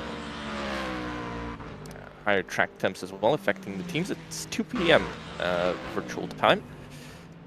So track is pretty much at its hottest temperature that we'll have in this race. It will get better towards the finish. Yeah, but would Somebody checking out. That's WorldSimSeries. That's WorldSimSeries yep. checking out. That's when Pull things start to go wrong. Pull him in right away. Pull the guy and change tires. Oh, they're gonna lose it. Destroyed everything that he gained in the stint. Yep. One small mistake and shave off the hard work that he has done throughout most of the laps. He was in the car for this stint. That's how fast it can change. So it's better to go 1 second slower through a corner rather than going off a race of the track completely. Save those 2 or 3 tenths with these hot tires if you want to keep that car on the racetrack. Just now it's gonna be very difficult having that IRT car in the mirrors, having that car willing to go all over the track is definitely very difficult for Justinas Saldukas. And he started to run slower. No, well, actually the lap 2:48 was pretty okay, 2 minutes 1.9. So it's still capable of going fast, faster than the car in the hands of the IRT, but the whole advantage is gone now, and that's very important because they will end up behind. The car is capable to run fast for 1 lap, but the problem is the 203 and the 203 in the middle. Yeah. Were laps 246 and 247, so you can run as fast as you want for the other. It's still not coming in. You can run as fast as you want for the other laps, but if the tires are falling off the cliff, then yeah, 5 seconds given away. So a lot of work done, and that car is moving around a lot. It doesn't look like an easy car to drive. It's calling for trouble. It's definitely calling for trouble. I don't see it getting better now, and the blood pressure definitely coming much higher now for Justinas Saldukas, and that's not good news. We've seen Justinas Saldukas struggling and making mistakes, and this is a very important part of the race so far. They are battling for the lead in the Pro Plus class. They are not battling for the lead in overall, but that doesn't matter at all. This is a fight for position, even though the IRT seems to be 1 lap behind, no big deal. They are actually in front of the WorldSimSeries car due to the difference in the long stops. They have to make decisions now. They have all the chances to make those. 3 hours and 20 minutes on the clock. Even if Justinas pits now, they still can shorten the stints to 1 hour and 10 and have a 1 hour stint towards the end. They have all the cards in their hands to take those decisions, but they have to act now. IRT can also respond. They have also the same chances in their hands. Higher card in the hands of the IRT lays at this moment is the 1 shorter pit stop towards the end of this race. So that's why we see the IRT car very calm, not overspeeding, not doing anything stupid here, not taking too much risks. They know that they have the higher card. The higher card in their hands, and Justina still staying out on the track. That's how determined the team is here. Let's look at the difference now. It's 0.04 of a second into the hands of the IRT car. Of course, they are not overdoing things, not over pushing. They see the car in front struggling. Their mission now is just keep that pressure on the car in front. If they spin, I think that's game over in the battle for the Pro Plus lead. They need to make decisions here fast. If they keep running out these stints and keep making these sort of mistakes, because the mistakes come at the end of the stint. Every stint, we've seen mistakes come at around this time. We're about 1 hour and 5 minutes into the stint for WorldSimSeries, so they can make the stop. And considering that the track will cool down a little bit towards the end, they can gamble on that and then try to use that to their advantage, run shorter stints when it's this hot. They've got the option, because they have to do a long stop at the end for the IRT car. They kind of want to run as long as possible now. Oh, sliding around again, even in traffic. And the IRT car is just happy to sit behind, save some fuel maybe as well. Because for them, the longer they run on these stints, the longer, the shorter their final stop can be. So right now, with WorldSimSeries sitting in front, they're actually helping the IRT car.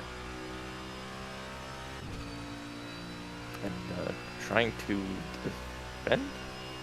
Or are they saying that they're going to pit?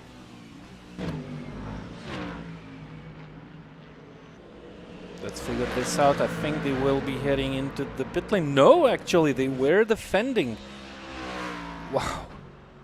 I don't know if this is a good decision here.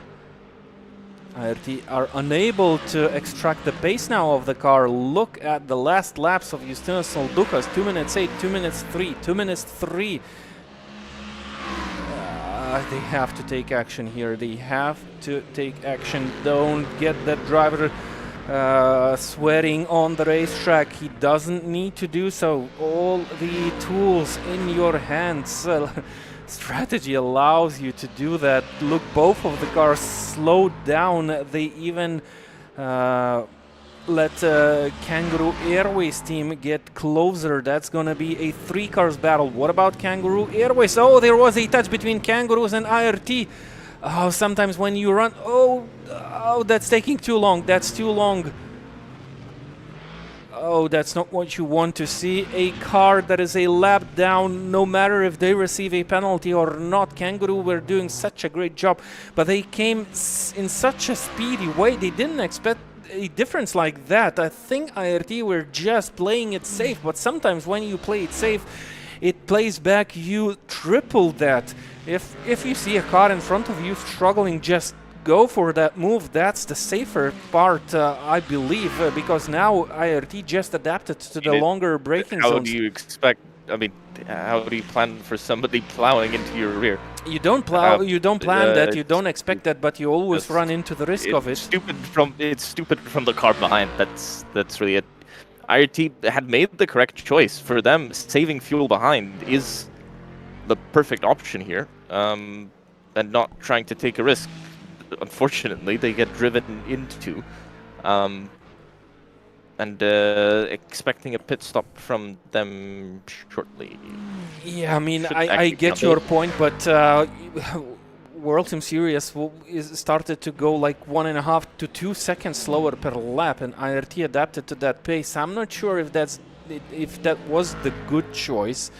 Adapting to someone else's pace that is struggling. Yep, into the pits. That's no other choice left for the team. On time. And actually 1 minute late. And WorldSimSeries still staying out on the racetrack to struggle it out more. I'm not sure what's now their excuse and what they think they're gaining on here while driving so slow on the racetrack, just losing time. The only plus that they had was the car that they were battling with was behind them and adapting the same speed. Nothing more. It's interesting to see those different strategies and how the teams handle them. I would expect Justinas spitting now. Kind of have to respond with last lap time 2:46, PX 2:17. Pretty much nobody, at least in the top 5, there wasn't a car running slower. No surprise, Kangaroo Airways receiving a drive-through penalty from race direction, so I think they knew it straight away that the penalty will come. It will not hurt their result at all. They will still be in the lead of the GTM class. Hypernova still out of the race, so I think that's it. They are out of the race. What about WorldSimSeries? Are they heading into the pit lane or they are staying out? What's your bet? Looking at how they've been running so far, I guess no, that looks slow on entry. That's slow. Yep. Yep, slow entry into the pits. Okay, so decisions taken. Kangaroo behind, entering for that drive-through penalty. It's gonna be a long stop now. Speth still staying behind the wheel of the IRT car. APX should take over the lead now. Will that happen now? APX on 5 long stops.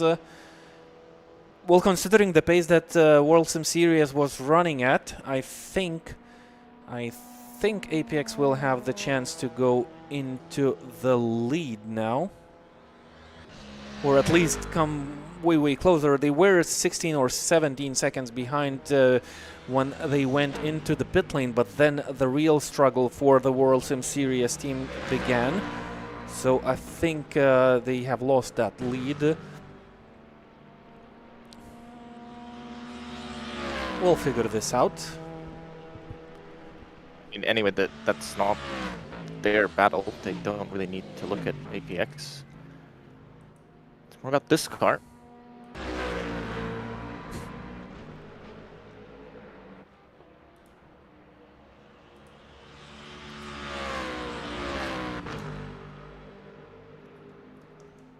They not do a long stop.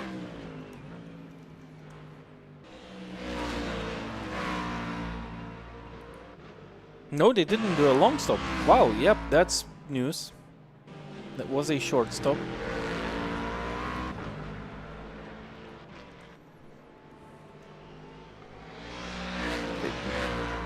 Did they, I guess they short field? Yeah, most probably they did. Well, one would think that they did that shorter stop here now on this run.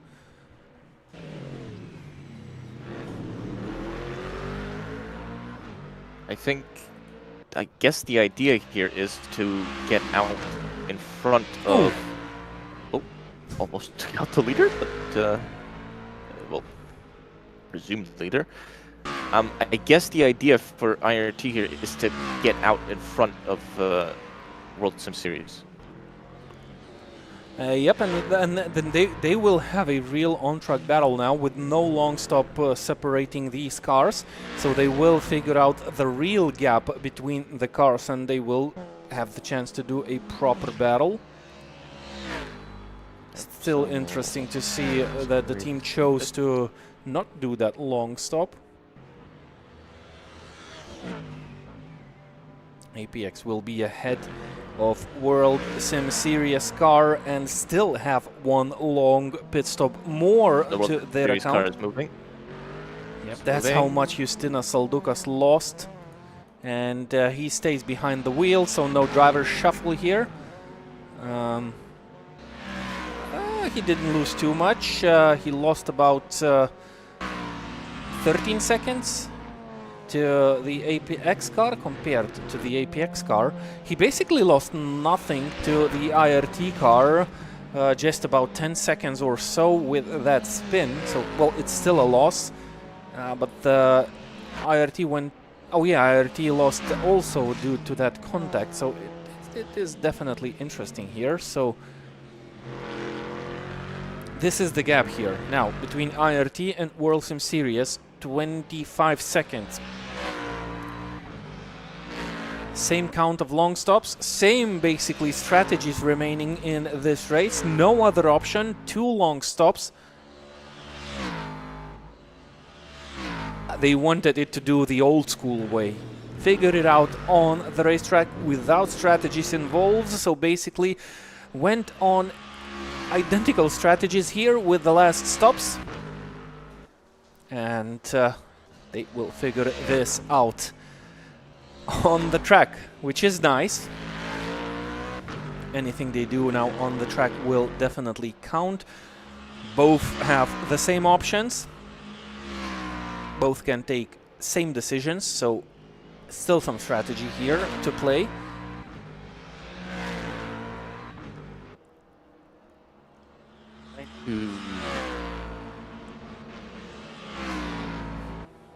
I like to check. Let's see. With that pit stop, what actually happened? Oh yeah, for the IRT car.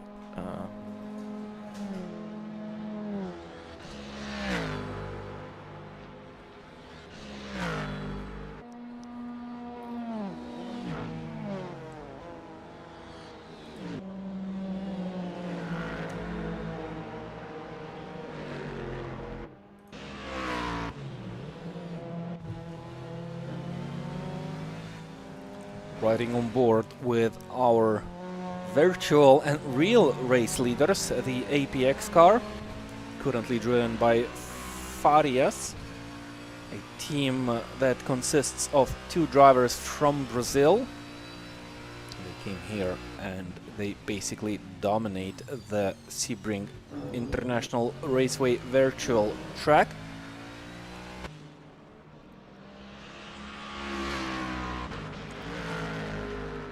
Like they are not risking too much here. So, they did underfuel the car, international racing team. So they did go for a shorter stop. Saved about 15 seconds in the pits. So it is now a straight fight to the finish. I don't know why you would do it early. I guess they wanted it to be a straight fight to the finish. I'd probably put the fastest driver in, unless they think that Simon Speth is the fastest driver and the fastest lap times just don't reflect that because of the time of day when the drivers were out on track. I mean, they will put the fastest driver towards the end of the race. I'm pretty sure about that. I mean, that should to be not Kashon. to not give him low fuel, well, less fuel, new tires, and have him go for quote-unquote qualifying laps. So that's the only thing I would be a little bit surprised about, but it's a valid strategy because they did underfuel. That was the only worry I had, that they actually filled the tank up. So it's a straight fight to the finish. They will all have to do long stops, 2 more long stops, except for APX, who are gonna do 1 more long stop and then be done with it and have only a splash towards the finish. Long time no see the MX5 battle. 47 Senior Racing Team number 2 versus Latvian Racing Locomotives number 3. Still the 47 Senior in front. This is the battle for P2 in the MX5 class. International Racing Team safe in the lead, more than 1 lap ahead. All on same strategy, all still with the 2 long stops to go.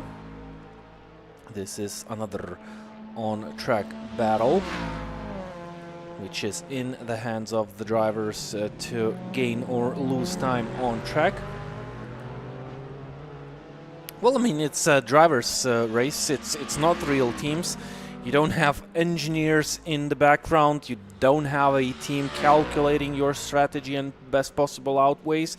The drivers themselves have to do the math, and they have all the choices that they need to take. Maybe they want to rest, and that's what they are doing. A driver needs to drive the car, not think about the best strategies. So I think these are good strategies taken by the teams, and they just show what they think it's best for them without overthinking too much. And well, they want to perform on the racetrack, not off the racetrack. At least that's why I am assuming. I got the idea of it. Not sure how it will work in practice. I guess they want to run the shorter stint now, for the very simple reason of it's the hottest. So towards the end, it's gonna be easier to run those long stints. So that's my justification for it. Yeah, and they still saved that time. They still had the advantage of that shorter stop, and they still saved some time with that pit stop. And they can run much quicker now. The thing is, they have to use it because they'll run much less on the tires. After that, it will be a little bit more tricky because they'll have to run longer, but the temp should come down, so it should be a bit easier towards the end. They matched pace on lap 256. WorldSimSeries was 4 thousandths of a second faster than the international racing team. And this time they are separated by 24 seconds. So running one behind each other, and this now is a real on-track battle.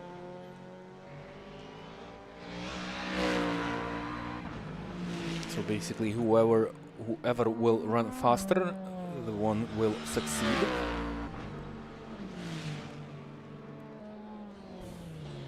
This will swing the tires towards the end, most likely. It will be advantage WorldSimSeries in the final 2 stints of the race in terms of tires, but Dream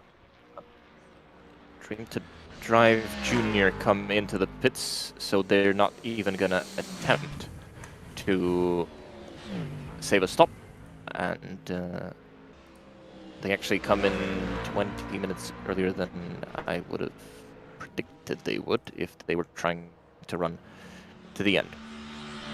So they have 2 more stops to go. One of them will be a very short splash and dash. As we approach the 3-hour mark, can have a quick look at what we've got in terms of the results. GT Pro led by WorldSimSeries, only 24 seconds ahead of the international racing team. Dream to Drive Junior sit in 3rd. GT Pro-Am, it's APX leading the way, and we look at them as the overall leader once all the long stops even out. Then it's SGS and Latvian Lightning Locomotives number 2. GTM, it's Kangaroo Airways ahead of T-Jet Bandits. Behind them is Hypernova Racing, who are out of the race. And in the MX5s, it's IRT number 2 leading the way, ahead of 47 Senior Racing Team number 2, and Latvian Lightning Locomotives number 3. 10 seconds only for that battle for P2. 9 hours done, 3 to go, just under. It's WorldSimSeries who lead the race at the moment, and APX look to be in the best position to win it overall. But still, things can change. We'll be back in an hour's time to run you through all the way to the checkered flag. It's the WorldSimSeries, Sebring 12 hours.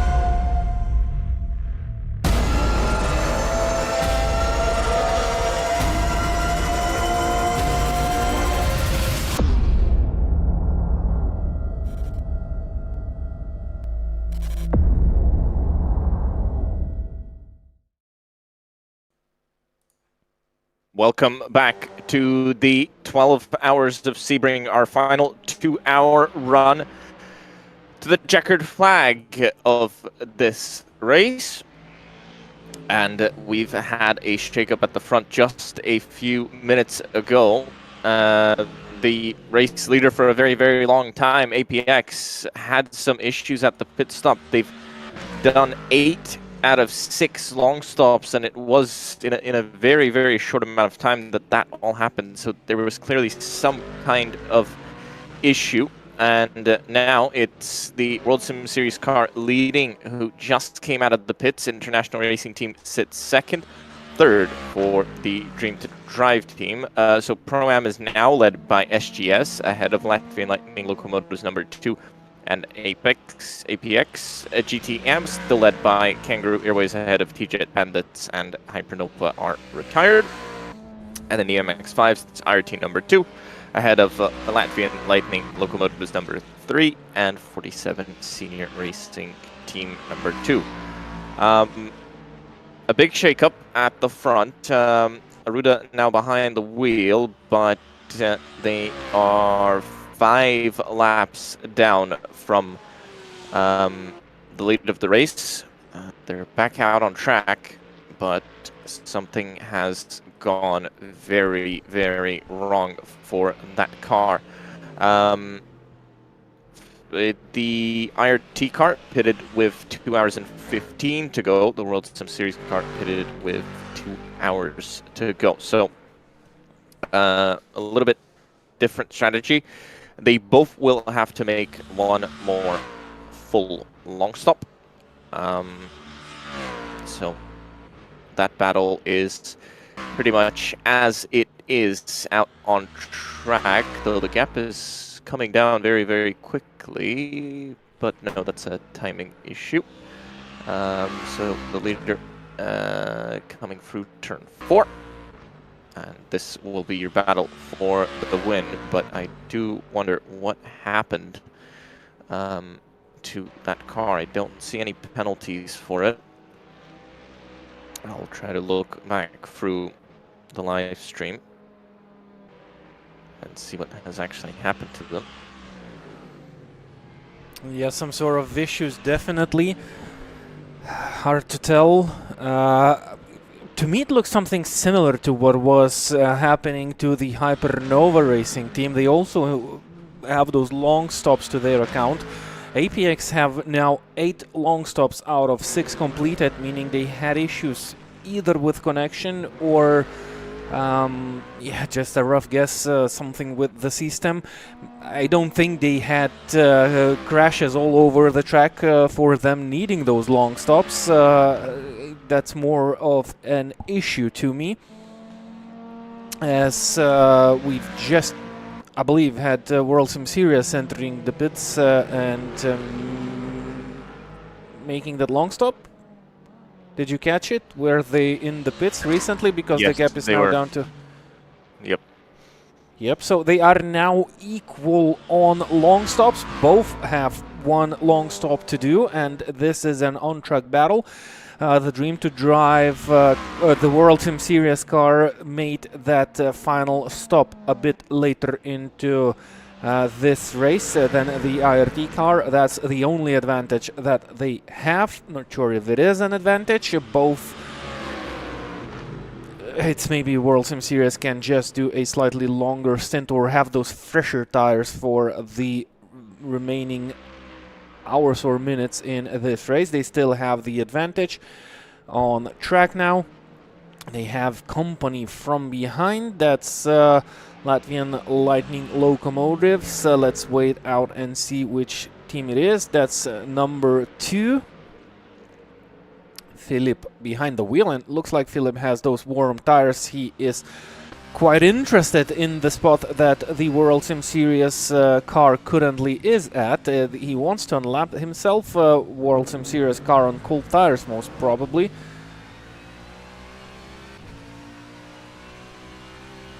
So looking at APX, what happened to them was they came back out on track and then just disappeared, and the car was teleported back to the pits. and they had to wait out another long stop. Couldn't just go back out on track. And that means that car all the way down in 9th place. It still doesn't explain why they do have 2 long stops. I would understand if they would have 7 long stops out of 6. They do have 8 stops, so that might have happened 2 times for them.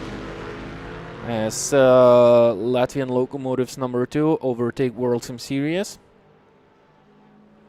Back on topic on the APX. So I would understand if this one issue would have caused 1 long stop, and they were on. It actually happened. I'm just checking, but it might have happened twice.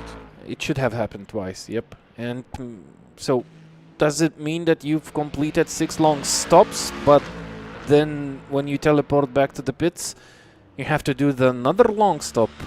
It's a bit of. It's a bit tricky with the rules. So, is it that when you do a driver's change, you are forced to do a long stop, and a disconnect automatically transfers to a driver's change? So maybe that's the case, and that's why when you have a disconnect, you are forced to take that long stop. I assume that's probably something like that. That's a shame. Connection issues. No one is safe of those on virtual racing. You have to deal with it. It's like having an engine failure, because I don't remember anyone killing the engine on the virtual events, no matter how long they are. They happen, but they happen very rare. So something to change it, those issues. We basically have no issues for the cars other than crashes and damages. You don't lose your brakes, you don't have anything come at you during the race, which happen in the real life. So that's my take on the connection or other hardware related issues. Just take it as you would have real issues on the real track. Oh, that's close with the MX5. So they came out of the pits, had a disconnect, went back into the pits, had to wait a long stop, went back out, had another disconnect, and then went back out. Oh yeah, that explains it, and now that's what happened, and it's a shame, but it happens. Remember what year it was? Toyota's in the Le Mans on the final lap, I believe, had issues and had to retire. So it happens also to the leaders. This is something. Obviously, that car expired in 2016, right before starting that final lap of the race. Here, it happened a little bit earlier, but it's unfortunate that a connection issue forced this. So they've still got a chance of maybe coming back into the lead of the Pro-Am class. Do they? Yep, sure. Yep. Sure, they're still in the battle for the win in their class. That's how far ahead they were, because SGS... What about SGS? What they think to do with their 4 long stops? They're in big trouble here, because they've only completed 4 long stops. And they have to do 2 more. So... Yep, and Latvian locomotives... on it. They still owe 1 more long stop. Also, there's still just under 2 hours to go in the race.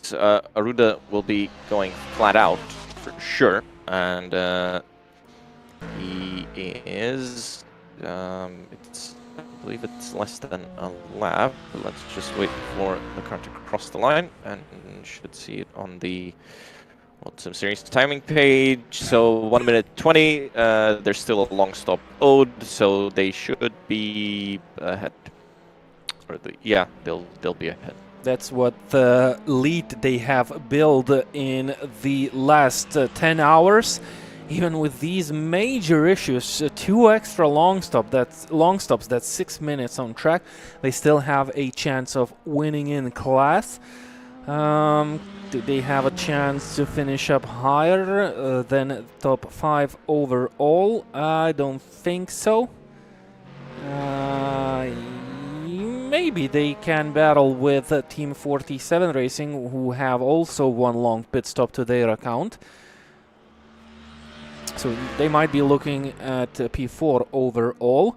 And we are left with a battle for the overall win. WorldSimSeries versus IRT. Dream to Drive now basically out of the game. They are 2 laps down on IRT. They are 1 long stop ahead. So that means it's not enough time for them to overtake while their rivals will be in the pit lane. They have a chance to be very fast on the racetrack, which currently is the case. They are faster than the WorldSimSeries car. Are they faster than the IRT car? Nope, they are basically on same pace. So they do have the pace. They can be fast, but that's not fast enough. It's not enough to match the leaders. You have to be faster than they are, and you have to be faster by quite a bit. It's only 1 hour and 45 minutes on the clock for this 12 hours event on the Sebring. And they don't even have a big pit stop advantage because they pitted with 2 hours to go in the race. So they'll have to pit again. Yep, they'll have to pit again, and it won't even be a super short splash. It will be almost a full-service pit stop. So I don't see much of an opportunity for them to really recover much here, unfortunately. But P3, that's a very good result, I would say, with multiple issues that they had, some mistakes. So a penalty as well. Obviously, race leader has had a penalty. The IRT cart has been clean. APX cart was clean as well, but still is clean. Didn't receive any penalty. Yeah, it's very unfortunate for them because they really deserved to be there at the front, and they had the pace to do it. So yep, that's definitely the case. They dominated this race, did everything perfectly. The issues have stopped them from the overall win. They still seem to not have stopped them from the win in class. They have a lot of work to do now, so they have to extract the pace here out of this car. Let's compare the pace of the car with the current leaders. Yeah, it's really nice. Within 2 minutes, faster than 2 minutes and 1 second. Pretty stable, I should say. Well, the last laps were slightly slower, but did they have traffic? No, they did not have traffic, but tire might come into play. That's still a very nice pace for the APX car. We should compare the pace to their rivals. That's the SGS team. No, though I think the SGS team is not a rival. With those 2 long stops to their account and 1 stop overall, I'm not sure how that gonna play out. Maybe it's something we had, I believe, with missing pit stops or so. I think we had a situation where some pit stops were not counted. Yep, that was in Daytona. Yep, so if that's not the case, SGS are in trouble. If that's the case, they are not. Would be nice to hear. I didn't hear anything about it. As SGS are currently in the pits, and that's gonna be a long pits. Yep, driver change for SGS. Espeo is out of the car. We're waiting for a driver to get back into that car. This is a 4 drivers team from Spain. I'm surprised in sure it's 4? It's 3 for me. 3? For me it says 4 out of 6, so that will be 5 out of 6 now when they get back into the car. No, you said 4 drivers. Oh yeah, it's 3 drivers. I'm sorry. Yep, it is 3. It's still surprising that they have only managed to do 4 long stops. So they really miscalculated something because well, yeah, they're gonna lose quite a bit of time here. I think they this will already lose the position. Well, yep, they still need to do 2 stops though. It's just that the last pit stop would have been a very short splash and dash situation. This time they will still need to make that long stop, 1 hour and 41. Well, let's say 1 hour and 39 minutes is not doable in a GTM car here. So they will still need to stop at the very end of this race. So they matched the pit stops. The timing is just a bit off.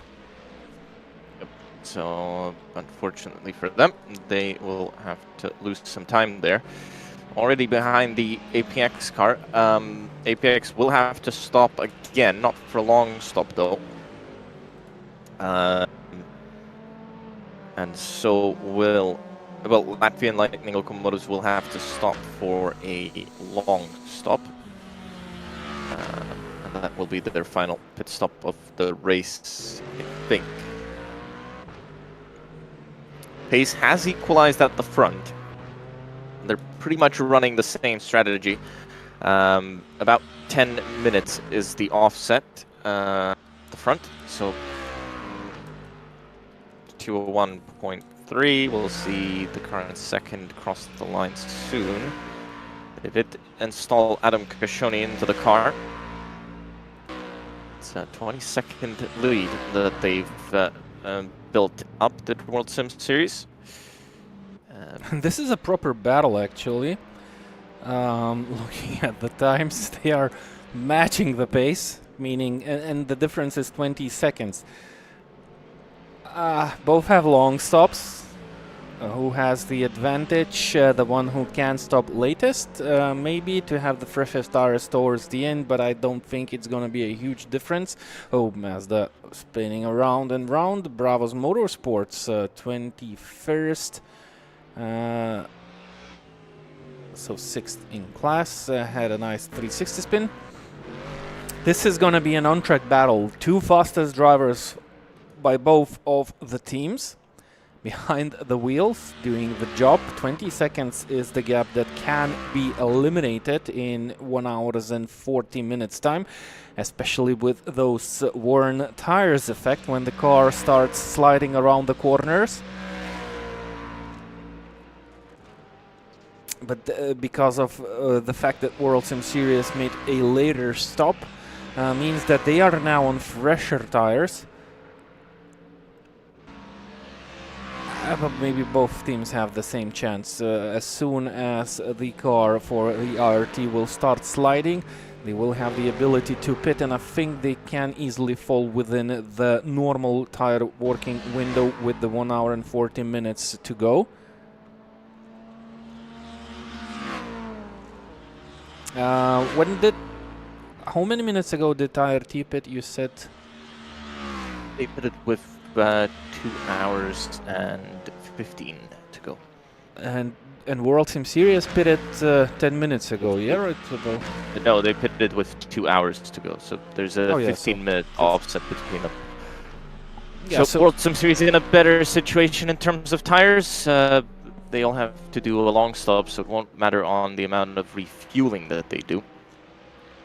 But WorldSimSeries has got a little bit more freedom. In terms of when they put on their final set of tires and when they do their final pit stop of this 12-hour race.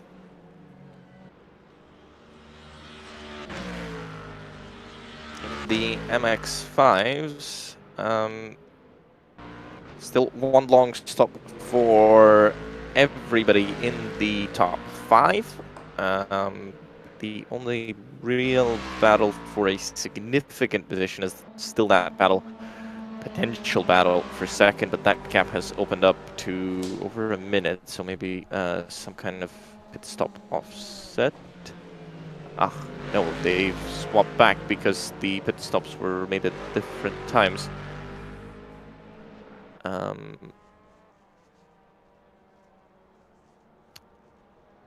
But this actually might go the way of Latvian Lightning locomotives because they just completed a long stop.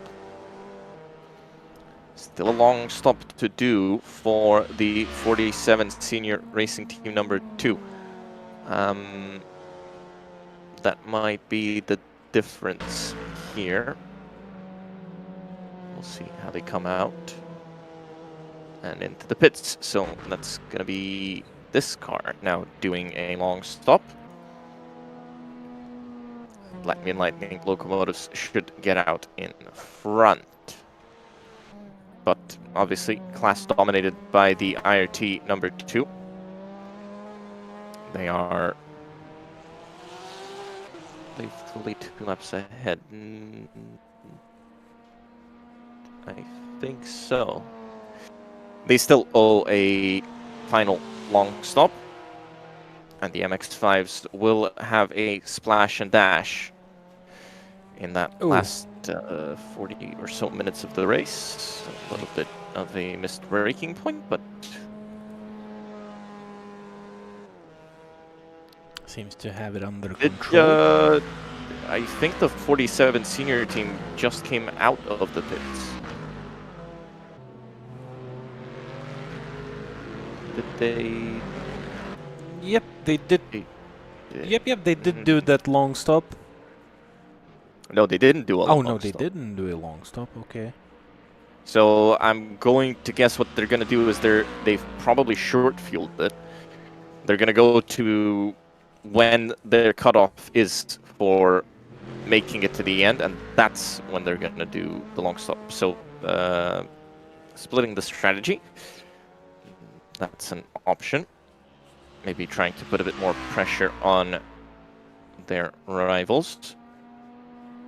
IRT number 3 have closed in, but they also owe a long stop. So that's going to be them out of contention for a podium spot. Kangaroo Airways versus Mid-Lap Crisis. This is AM versus Pro. And battle for 6th overall. However, Kangaroo Airways have completed 6 out of 6 long stops. So they are effectively ahead. So we're missing long stops from WorldSimSeries International Racing Team. Team 47, Latvian Lightning Locomotives 2, Mid-Lap Crisis, and SGS, Team Blue Flag, Old Boys Sim Racing Team, and then some cars in the MX5s.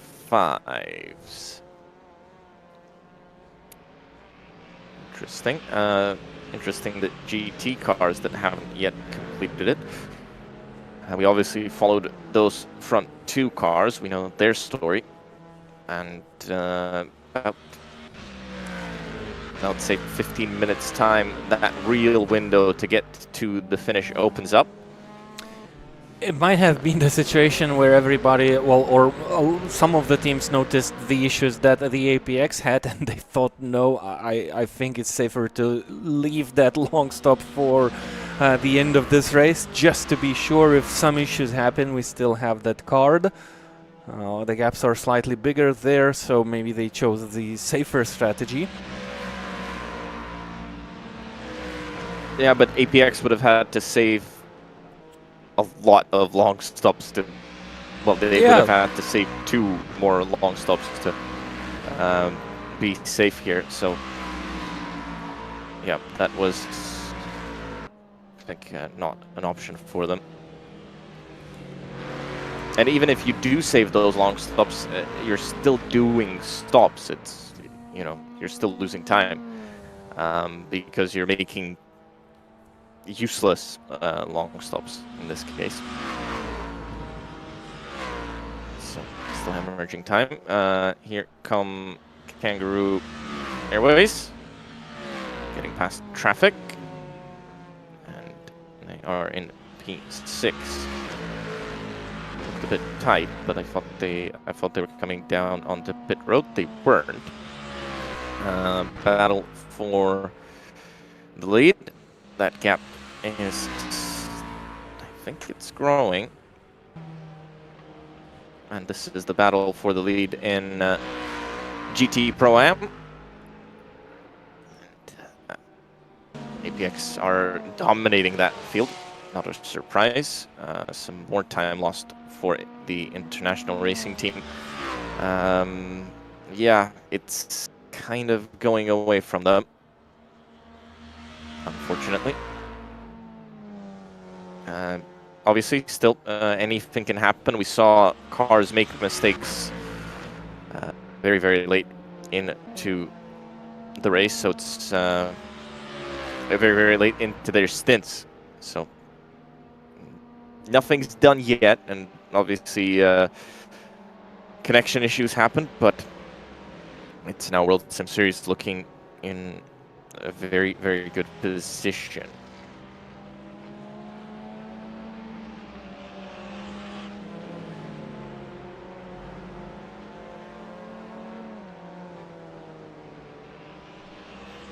I think what actually happened, reading through the comments, is that an app, for Acero Corsa made the Acero Corsa to crash twice.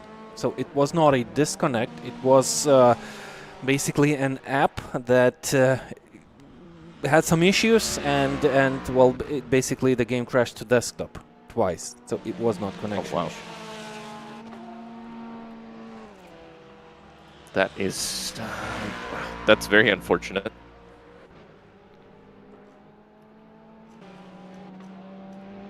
Really something out of their control.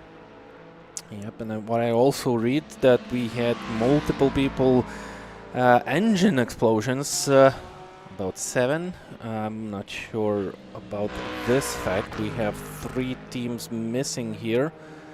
Oh, okay, they can reset, of course, to the pits. So I never catch it on our streams, so I've never seen it with my eyes. So that's why I'm assuming that we don't have the engine explosions or something similar. I've never heard of those. Maybe some of them, but I'm not precise. Do you remember some engine explosions? Yeah. Maybe it's something just that we just don't see. Yeah, maybe we don't see it and we don't hear about them.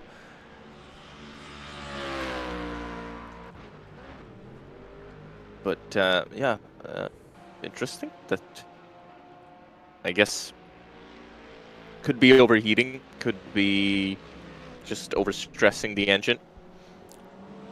Well, I mean, it's a simulation, of course. It has all those temperatures, and they probably can explode. They should have simulated the engine failures, at least, into this sim.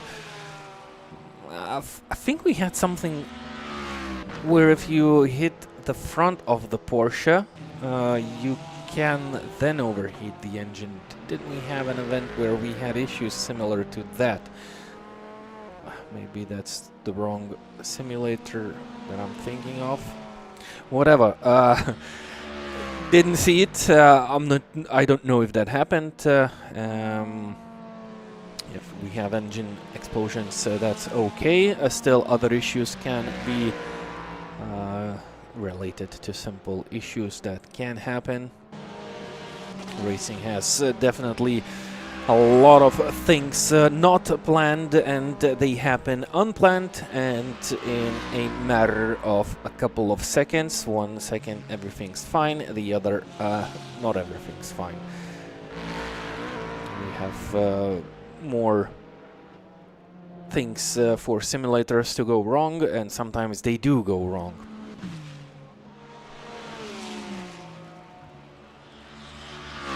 Yep. And pit window should be opening up in about 10 laps time for the GTs.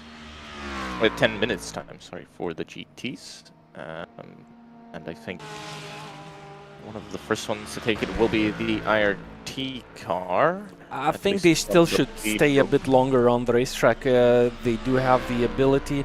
You wouldn't want to run the very end of this race with those worn tires. We've seen how the Mustangs react to the worn tires, so I think they will still stay on the track for slightly longer than 10 minutes. I think they'll stay for the longest they can, but they should be actually.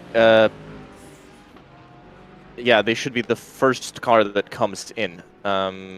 they would come in about an hour to go, maybe an hour 5, and then we would likely see the WorldSimSeries and APX come in at the same time, and Dream to Drive would come in somewhere between those 2 stops. So that is the predicted strategy, but obviously, you know, things change. So we'll see what happens and what the teams decide to do. For international racing team, they're gonna want to find something, because this one is slipping away from them.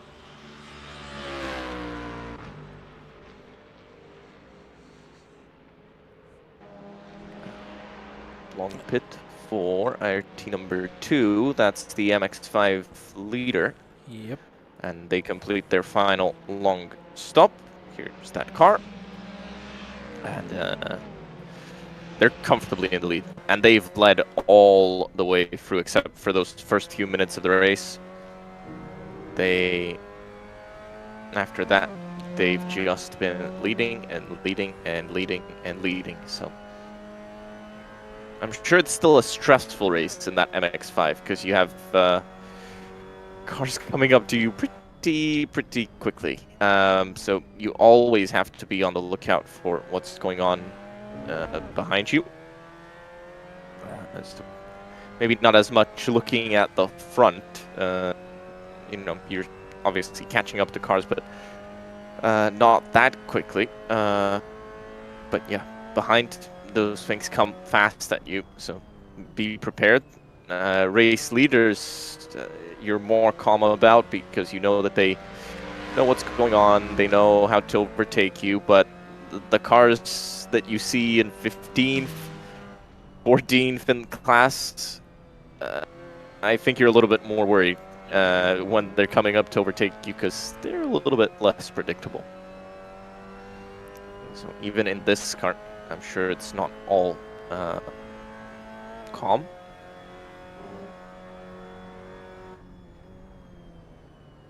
Interesting to see a lap on board with the MX5. It's a very, very different kind of lap compared to the GT cars. And it's still on the edge. It's just on the edge of what the MX5 can do. Almost feels like they're stationary, how the GTs pass them.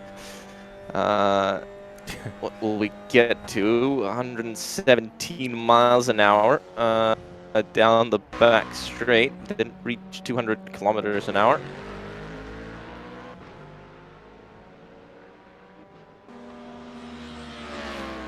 Doesn't help that the Ford is huge, so it looks very, very big compared to that MX5, the little MX5 car.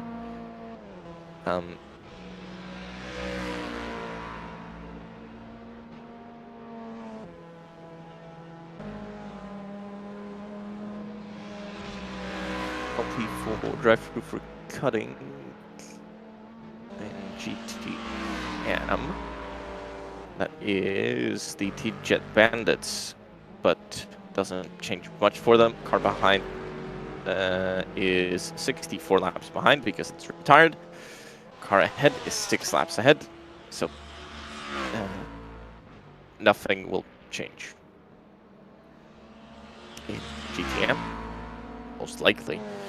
A GT Pro-Am, APX now a minute and 5 behind the Latvian Lightning Locomotives number 2, who are close to coming in for their final long stop. They have to do a final long stop, so APX should be able to jump them then.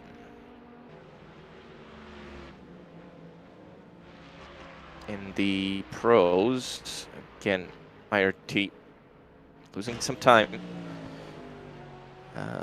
It's just slipping away from them.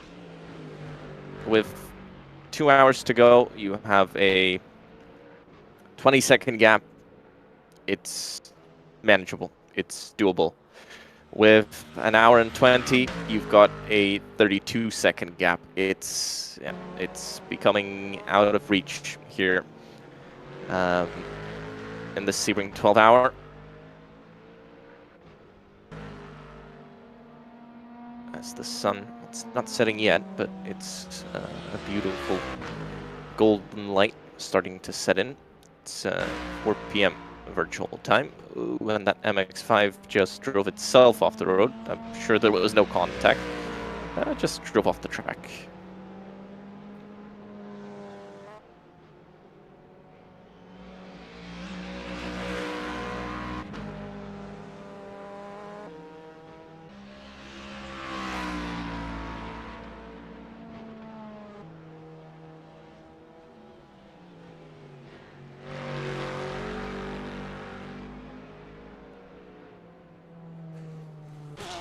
Looking at the Latvian Lightning locomotives, leader in the GT Pro-Am class.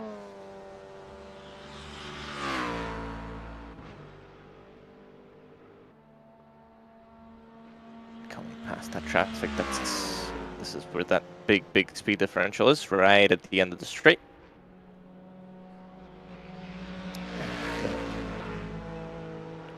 Powers out the final turn.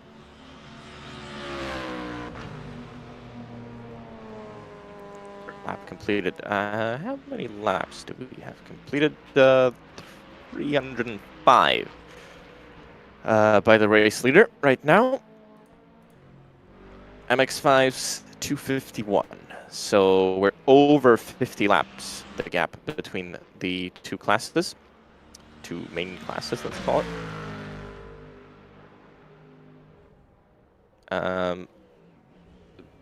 The engine exploding was because of overrevs on downshifts over bumps. And saying that not a thing to blow up the engine due to temperature. I guess that's not doable in Assetto Corsa.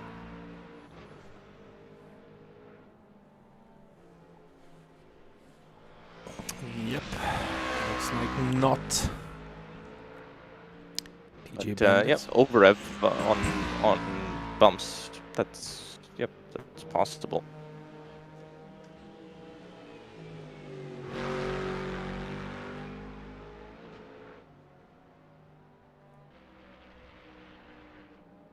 Hour and 19 to go. So 2 more minutes, and we should have a opportunity to open that pit window.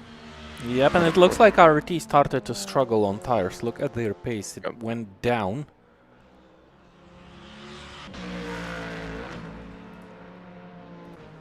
Are they in traffic? Nope. They are not in a huge traffic. So looks like, let's run on board with Adam Kojoni and see how the car handles struggling. They've been struggling for a while. I mean, we saw them. They keep losing and losing and losing and losing time. So yeah, I think that's just how it is here for them. I think they've run out of tires. They probably need another lap or two to be safe to run to the end. But yeah, I think opportunities starting to run out for this team.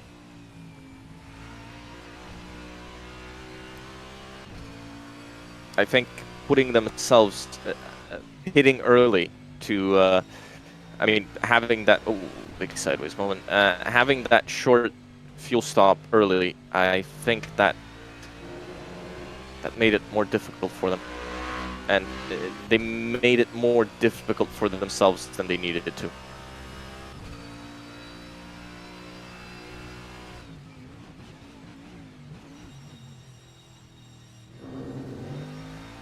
Obviously easier to say now,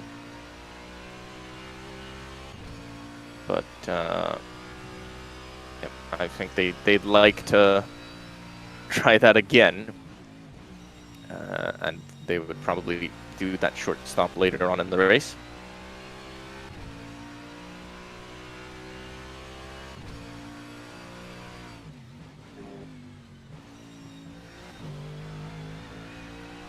Shifting into first is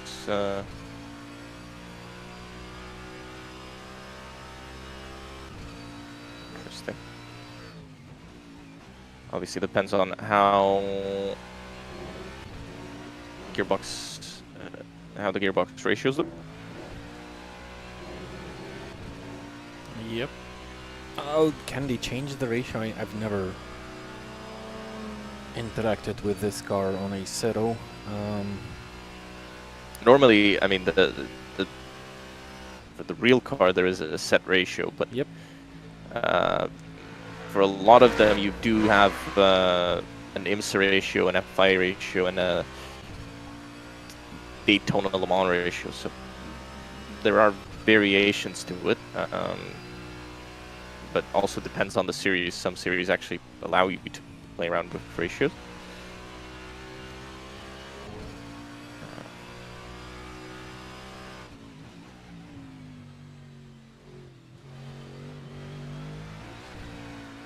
Ooh. Ooh. Movement there. Yeah, the car became twitchy, and they are 1 hour into their stint, aren't they? You said 2 hours and 15 minutes on the clock. They stopped. WorldSimSeries stopped with 2 hours on the clock, right? So that should mean they are already 1 hour into the stint. That means the tires are already feeling the consequences of being old or being used. But if they stop now, they would get back on the racetrack with about 1 hour and 10 minutes on the clock, meaning that they would still come to these similar issues towards the end of this race. And at this moment, they keep on losing big times now to WorldSimSeries car. 36 seconds is the gap now, and the more you look at it, the more it seems it goes currently straight into the hands of the WorldSimSeries team.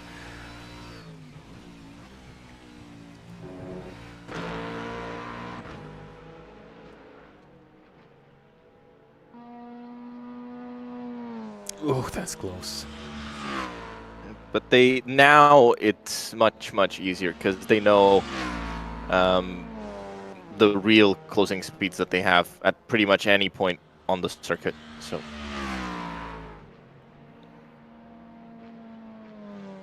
they can definitely be more aggressive in traffic.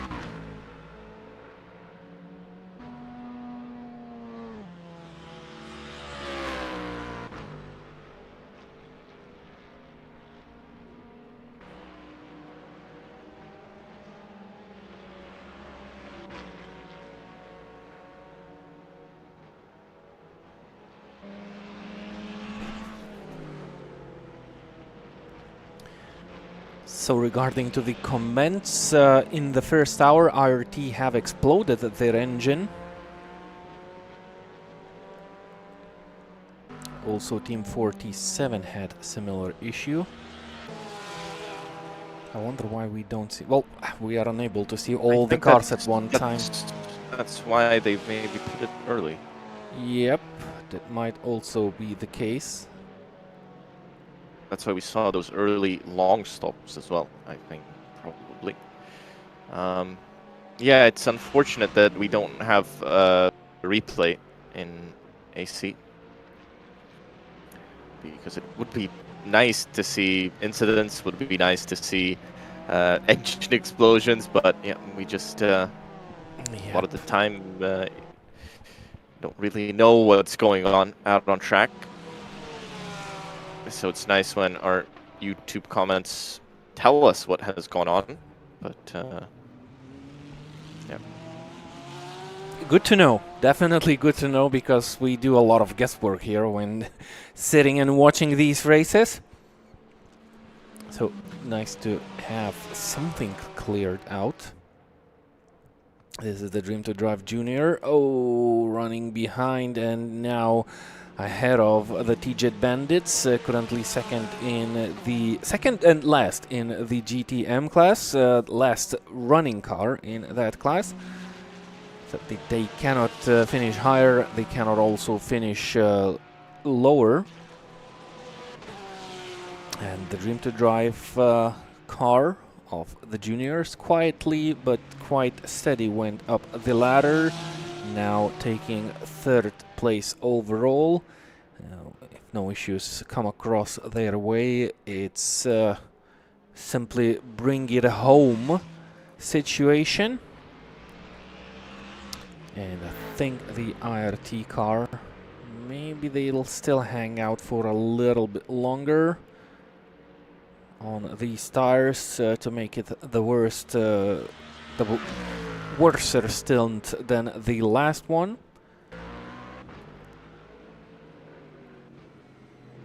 Well, I mean, the last one is going to be easier. Temps should start dropping normally. I think it's lost anyway. Yep. The gap's 40 seconds. You need now they need luck. Actually, the gap's yeah, it is 40 seconds last time they crossed the line. So, and losing 3 seconds a lap, I would pull the car. I mean, you can't just keep losing more time and expect something to change. So, probably get off that set of tires and try again. But yeah, it looks like it's a lost cause here for this car. They'll need to hope for an issue in that final pit stop for the WorldSimSeries car. Both of these cars have to do the long stop. That is important. We saw issues when there was a driver change for the APX car. I think both of these teams will not take that risk. So they will probably keep their drivers in. So it's just about staying out of trouble, not going under the time for the stop. They still continue here. I'm surprised a little bit. Let's look at the base. Well, maybe they still have some sort of base. No, they don't have base at all. It's very slow, losing quite a lot of time now here in this stint. So basically looking like a get it to the finish line. P2 is also a podium spot. Nothing we can do more. So maybe they just want to leave that the last stint to be the slightly more comfortable one in case anything comes up. With those couple of stops underway, there might still be issues around the racetrack, so you never know, as you didn't think about it. The problem is you're losing more time like this. I mean, you're losing time, so if something happens, you might not even be able to capitalize. I think if you somehow manage to get in front with an issue for the other car, it's easier to stay in front than to try and chase somebody down and overtake. We saw how difficult it was all throughout the day to make a move when cars are at a similar pace. So I'd rather save the time and hope that I can get in front, even with an old set of tires. I feel like I have a better chance at holding on to a position somehow. Dream to WorldSimSeries, stay out on track. We'll see what IRT will do. Hour and 8 minutes to go. And this Sebring 12 hours on WorldSimSeries, still staying out. And the car is sideways out of sunset. That's, yeah, incredible. Yep, it looks like, I don't know, they just want to bring it home. They don't kind of think about what they should do here. That I think, well, they should pit now by the end of this lap, definitely. It's would be no brainer.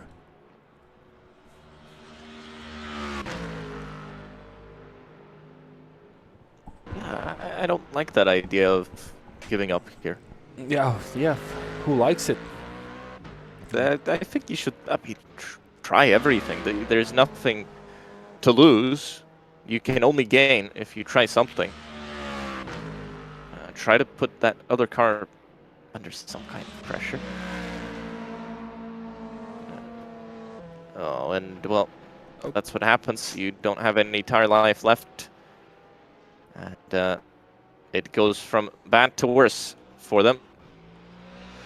Yeah, that's definitely game over now.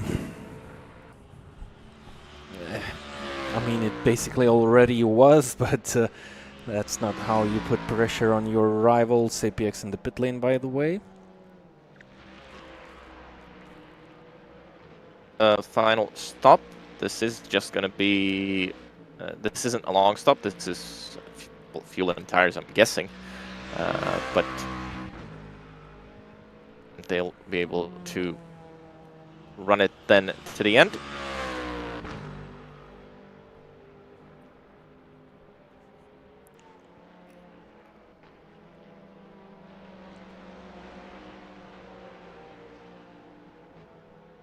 Latvian Lightning locomotives currently in the lead of the GT Pro M class, and they are being chased down by the APX team that are currently stationary in the pits.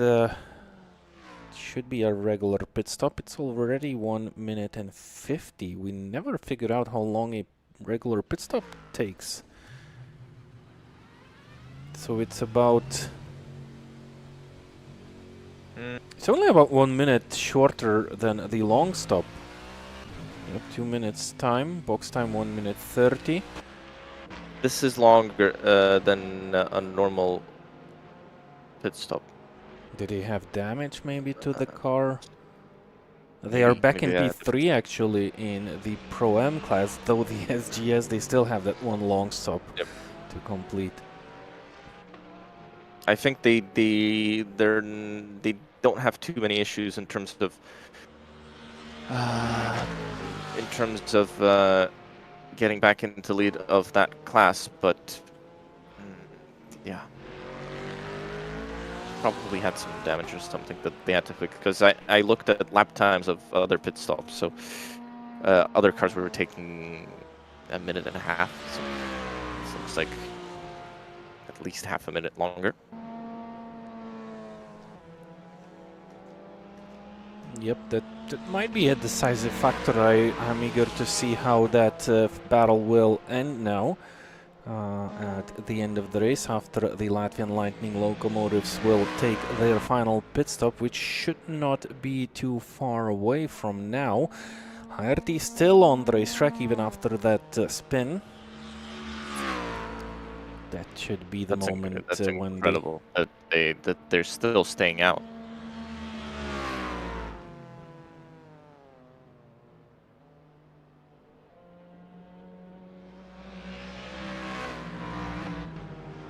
They finally come down pit road, but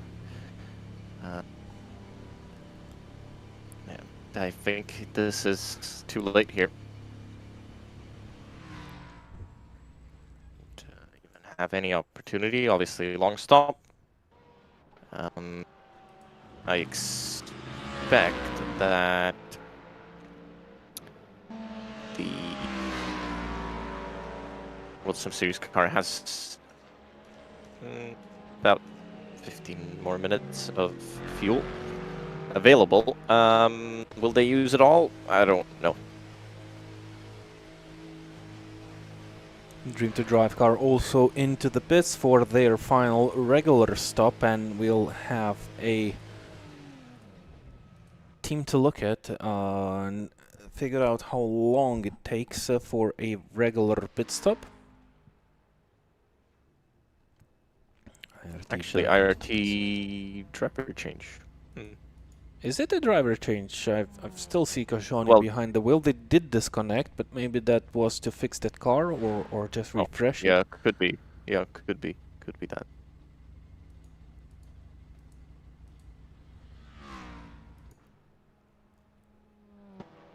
Total silence in the pit lane.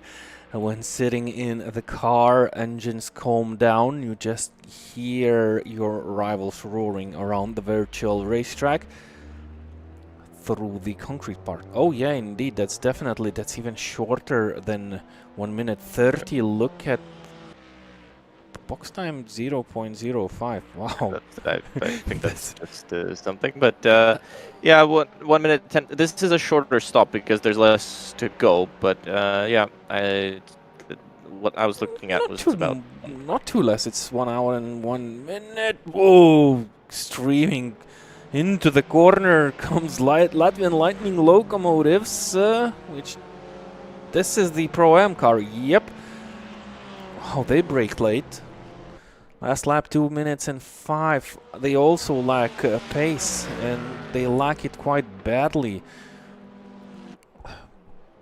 Oh yeah, they're still, I mean, in with a shot at taking the win in class. So strange that they haven't come in with lap times like that. Yep, and they still have that long stop to their account, so they will fix that car, put on fresh tires, basically receive a new car, and with 1 hour on the clock, it's time to take some action to avoid that sliding car. Team 47 now into the pits for their last long stop. So Latvian locomotives will basically be the only ones with that long stop to their account in the GTM class, except for the SGS team.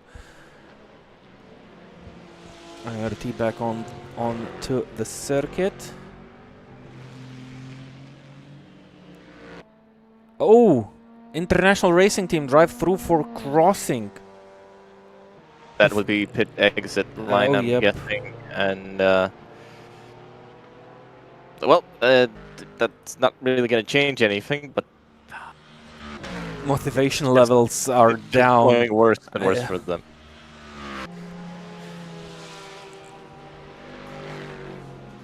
And into the pits come. That comes in, so we'll have to do a long stop. I'm still hoping to see a battle for the lead in the Pro-Am class. Kangaroo Airways, and this will be a short stop with an hour to go. Final pit stops coming in. MX5s in about 4 minutes time, I think they are guaranteed to be able to go to the end. So APX now, the gap should be a lap to the Latvian Lightning Locomotives number 2 car, which are performing a driver's change. Yep, Philip is off the server. We're still waiting for that's Friza who connected back to the server.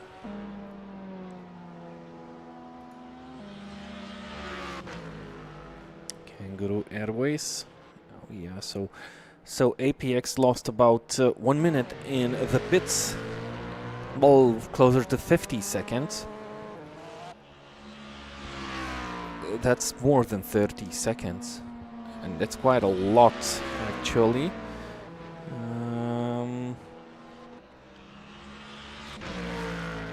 Whereabouts are they? What about the locomotives? They still have about 1 minute and 20 seconds of pit time remaining. That's gonna be a chase down on the track. The battle for the GT Pro-Am class, I think it's gonna be live on circuit. Or will it? 1 minute stationary. No, maybe that's gonna be enough for the APX to take over the lead.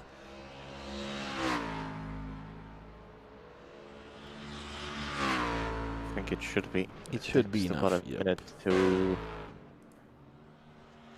Oh yeah, that's gonna be enough, and they will have a nice gap also. So they will get back. They finally will get back into the lead, at least of the Pro-Am class. So Well, not yet. SGS are still in front of them. only although 3 they seconds, do and all go a stop. yep, and only 3 seconds ahead. So and they still have a pit stop, a long pit stop. So that's basically out of game, and it is APX back into the lead of the Pro-Am class. So it's still a prize. They wouldn't have gotten anything more in terms of prizes if they had won it overall. But you know, it's obviously bragging rights, and you want to win it overall. So it's just unfortunate that that's the way it went for them. They were really deserving of that spot at the front. WorldSimSeries into the pits, and they pit early. So last stop for them was at the 2-hour mark. They could have made it another 10 minutes for sure, 15 minutes maybe. They stop early. They don't risk running old tires, and they will be out on track, still in the lead.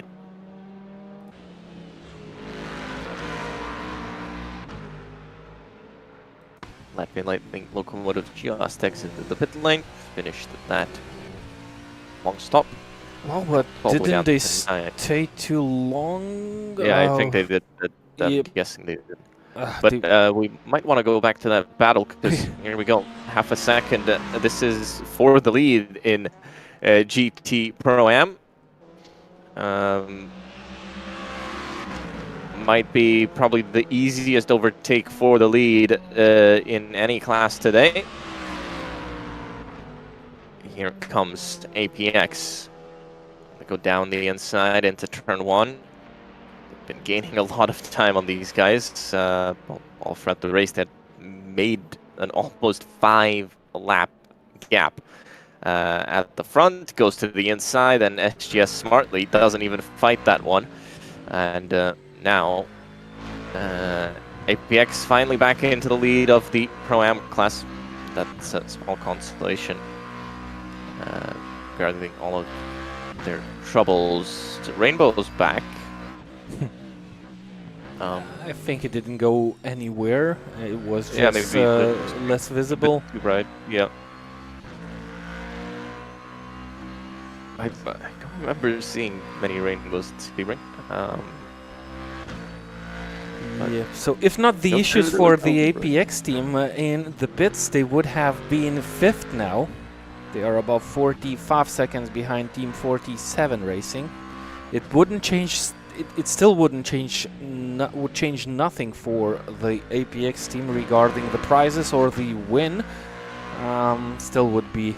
You always want to finish as high as possible in the overall places, in the overall standings. Yeah, they would have had a chance of a higher place still with that 2 extra long stops situation. Oh, an MX5, that's Zama Motorsports into the wall. Oh, are we starting to celebrate a bit early? Old WorldSim Racing team having a 360 right after the Zama car spun around on the exit of the Le Mans corner. WorldSimSeries done with their final long stop of the race. No penalty coming out of the pits either, so they are on course for a victory here tonight. Yep, they still have 52 minutes of racing to do, so still a job to be done in the hands of Mendeles now. To make no mistakes, doesn't need to push the car too much, just avoid those bigger mistakes, but he is now calm. He should not be too calm, because when you are too calm, you risk to make those mistakes, so he still needs to keep his brain sharp. Well, Mendeles was part of the Dream to Drive team for the 24 Hours of Daytona in January. They came close to a win, lost out to guess who? International Racing Team. Only Gustas Malkauskas is still in that lineup that won at Daytona, and that's racing here today. So other drivers were, well, Castroni won in GT3 Pro, so they would have a first and a second place finish this year. It's a good start to the year. Kniva was part of the Dream to Drive lineup as well for the 24-hour. He's on course for a podium with Vershitskas in the Dream to Drive junior car today. So still opportunities to get a good points haul. I don't think there are points, overall points for all of the special events, but it's a nice statistic to still have.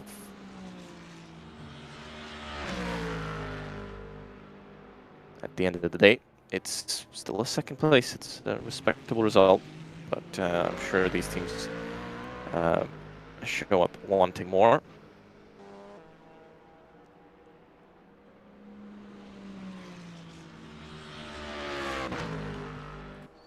We will be able to compare the pace now of the two leaders and try to figure out if there is still something behind the scenes.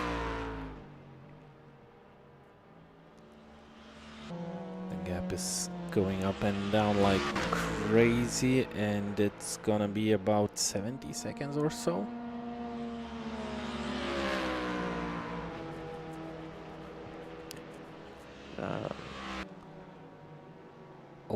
Yep, it is 78 seconds actually. 78 seconds. Yep. So it's difficult to do anything from this.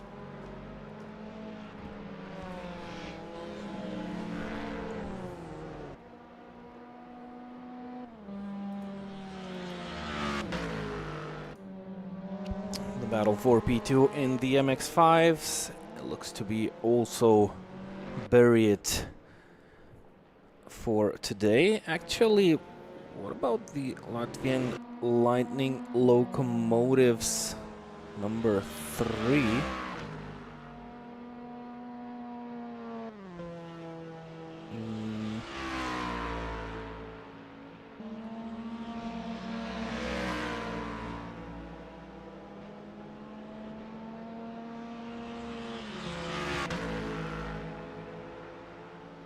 So 47 senior racing team number 2 that are currently second.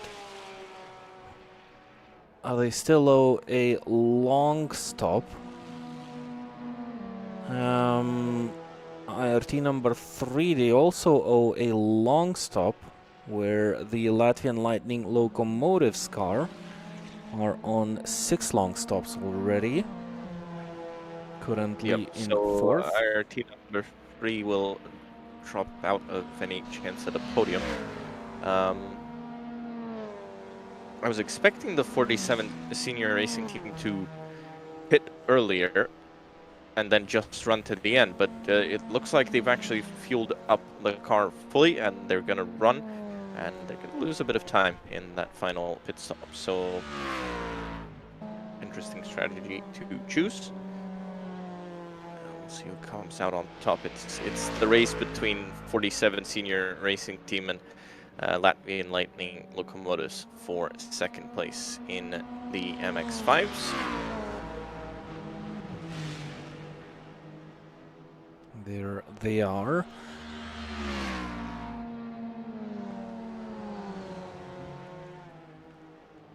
think they should come out safely in the lead. If they avoid situations like these and avoid crashing, they still stay out on the racetrack with that long stop to complete in this race.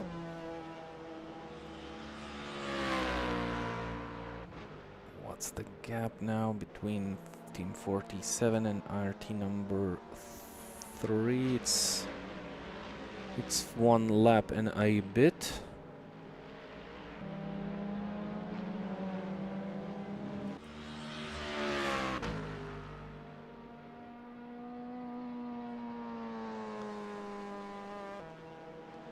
I think I think Lightning locomotives will go up into second. I think they'll have their final stop will be much shorter because they'll only need a splash. Ooh, that look tight with the traffic. But the Dream to Drive Junior Porsche backed out of it. It's nice that we have a Porsche in the top 3, but yeah, they wouldn't have been if not for the issues for APX, and the Porsche hasn't looked like that car. Definitely the Mustang has been the one to drive in this event. I always love to see a nice variety of cars instead of one dominating. But I'm sure with more events with these new RSS cars, we'll have a more refined balance of performance. And we'll get a bigger variety of manufacturers on the grid in the GT class.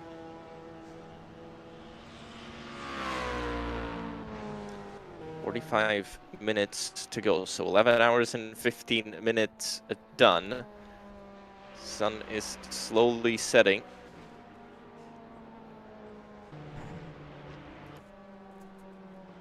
Approaching 5 o'clock virtual time.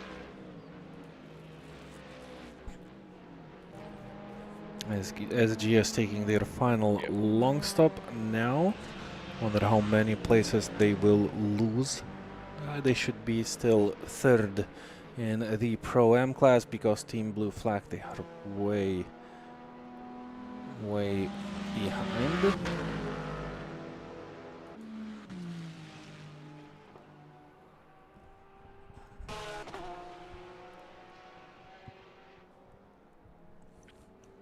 At one point the Ferrari showed performance but had very many issues throughout the way, along the way, and well, it looks like they will settle themselves in P4 in the GT Pro-M class.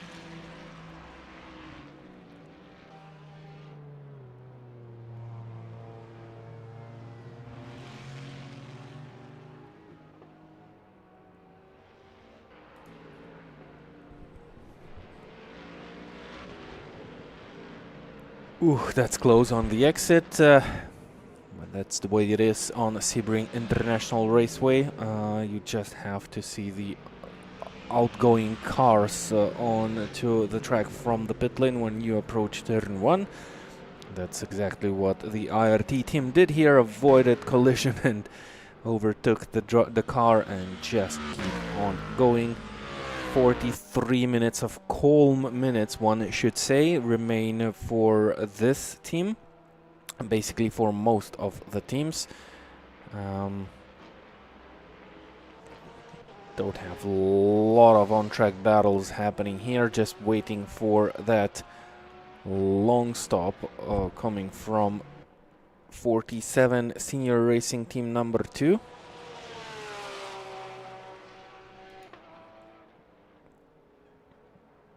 International Racing Team number 3 just coming into the pits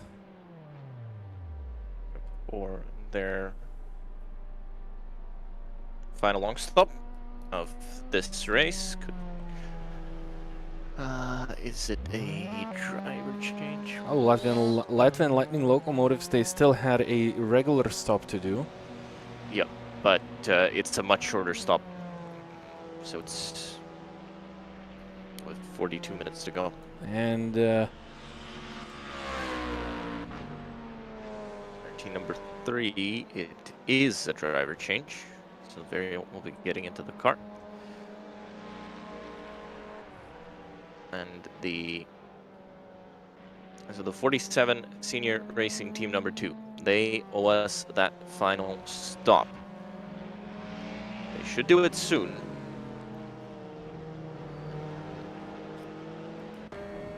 But we'll see how much time they lose.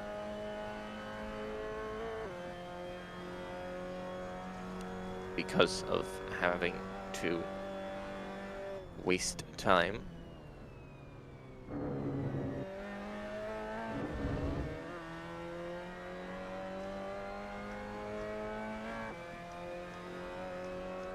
Surprised that the MX5s have not blown up. As the team said that the GT engines have been blowing up. Considering the MX5 is a manual, surprised nobody's money shifted it. well, we don't know that. Maybe we had maybe we did have those engine failures in the MX5s also. I didn't hear anybody complain, so no idea. Imagine this for 12 hours, just feeling the speed passing you by from the GTM cars, and you see them for such a short time. Takes just a couple of corners for the cars to disappear. Here goes the IRT car driven by Adam Kashoni. But I think he'll trying to look at the track map. I think the 47 senior team should negotiate this final corner without traffic sideways, and they're going to come in to the pits. So this is that final pit stop. Did they receive a penalty? No, that's IRT number 3 International completing long pits. Now this car. Long pit stop for them. Here are the Latvian Lightning locomotives. They are just past turn 1.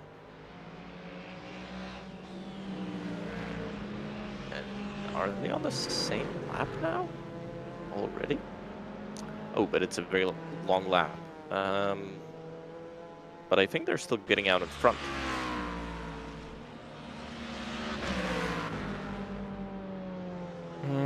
We need to wait until the 47 team reconnects. But oh, right, yes. Right, yeah. Yeah, but still it's interesting, like, what the tower shows. No, they are +1, at least by the information we get now. So if they are at 1 lap down and at this... Yep, then there's no chance that they switch positions. Yep.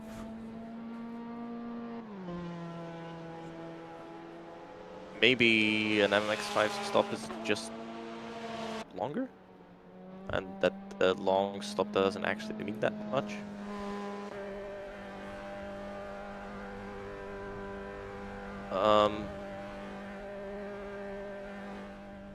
Yeah, they will come to a halt now and wait. Yep, and that's how it goes. They will now be stationary for 1 minute and 10 seconds, and I think they actually are on the same lap. Yep, it looks like it. They should be on the same lap. Yep. And that's gonna be tight, I assume, but that should also go to the hands of the Latvian Lightning locomotives. Yep, 40 seconds on the clock still, and they are now going around the Sunset Bend corner. So Latvian Lightning locomotives will take P2 in the MX5 class in that final battle of this race.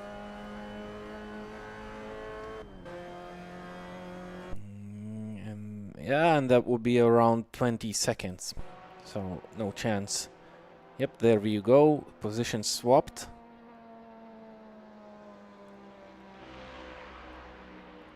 And still 10 seconds stationary while their rivals are already full speed around the circuit, dealing with the overall leaders in these corners. Yep, it's about 20 seconds and it's gonna grow a little bit bigger.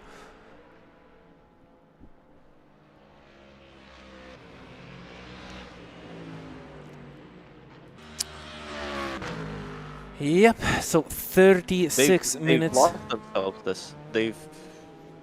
That was a huge strategic mistake. I was just trying to look back and see where they always, in what order were they always running, and I'm seeing the 47 senior racing team were running always about 10 seconds in front or so, and well, now they're behind because they didn't have a shorter stop. That final stop wasn't shorter, so yep. 20, 30 seconds easily explained. Side by side. This is for position, not in class. For overall, mid-lap crisis being overtaken by Latvian Lightning Locomotives number 2 car.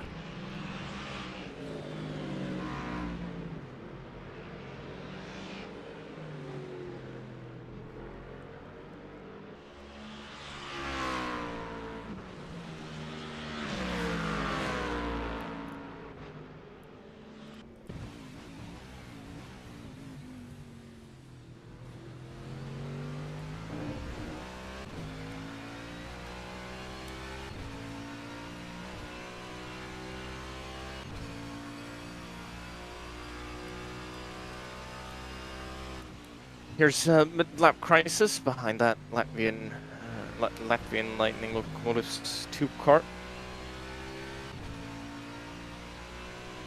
Not a battle for class position. It is overall, but yeah, it's basically the aftermath of the battle. Latvian Lightning Locomotives just went passing by. Mid-lap crisis. Leo Bryan. We think he is a solo driver team for the whole 12 hours event, doing a calm job, maybe taking it like meditation, trying to avoid mistakes. He did have a couple of mistakes, but who hadn't in these GTM cars here on the Sebring International Raceway. Still looking for a 5th place finish in the GT Pro class, which would be... well, he overtook 2 rivals from the same class. We don't have the Latvian Lightning Locomotives with us anymore. Looks like Hypernova Racing is also not reconnected to cross that finish line and take the 3rd place.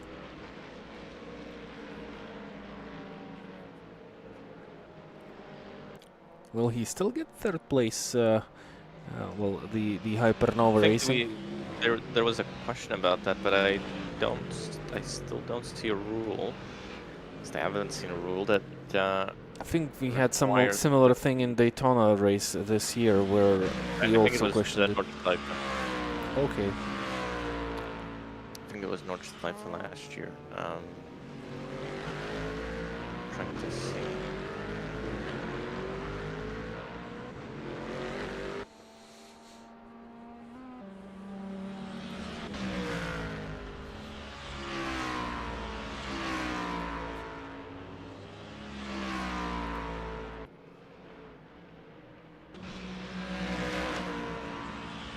This car of the team Mesites still on the racetrack, even though they are driving slow and facing issues. They are on a mission of their own, trying to finish off this 12 hours event, which is definitely a challenge, especially if you're new to sim racing. It sounds easier than it is. To experience it yourself is the best way to understand what that is about. And well, when you are a rookie to the whole experience, you just have your own tasks to try and keep that car on the racetrack when trying to give space for the faster cars, which you shouldn't do. You just need to leave some space. The faster cars will find their way around you. I'm not seeing the rule that says that you have to finish to be classified, so I think that was not added. So I'm guessing that, that for that car, even if they do not finish here, they'll still be classified as the third place finisher in the GT-AM class.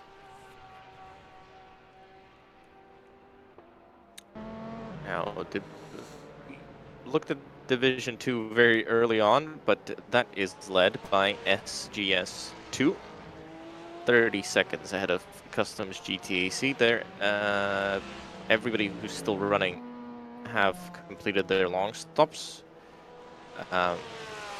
Apex crew in 10th place, the last running car, have completed 13 long stops and are 108 laps down from the lead, and they're in a GT car, so an interesting performance. MX5's 57 laps down from the lead in the compared to the lead of the overall. In terms of laps completed, WorldSimSeries 328, and in Division 2 it's 323 completed, but they are a tiny bit further into the race by a couple of minutes, so 322, something like that would be completed. So 6 laps down, and that would put them around 9th overall in Division 1.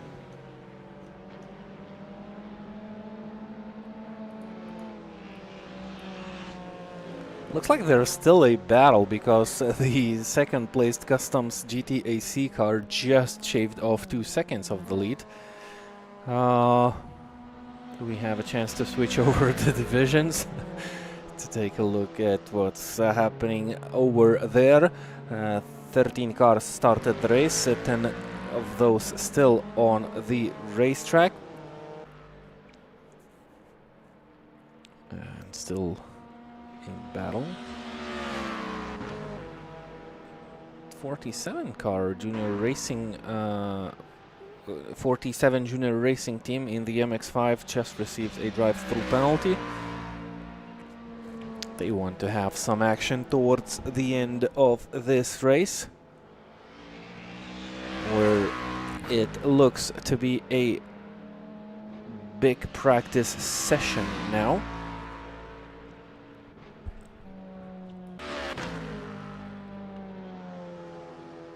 This is the car that should be heading into the pit lane. Is it? No, 27 is now entering the pits, so maybe we have...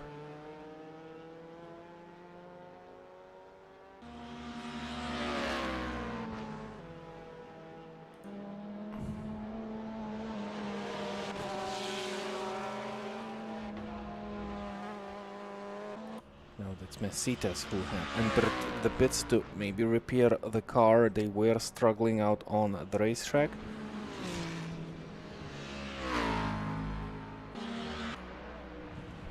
Now this car, let's talk about the Kangaroo Airways Mustang, which was leading the race for a couple of laps. They will and are looking to finish this race 4th overall, being an M car, an AM car in this race. Great performance, I'd say. They had nice competitions from the Hypernova racing team, who had issues earlier on and sadly had to DNF this one.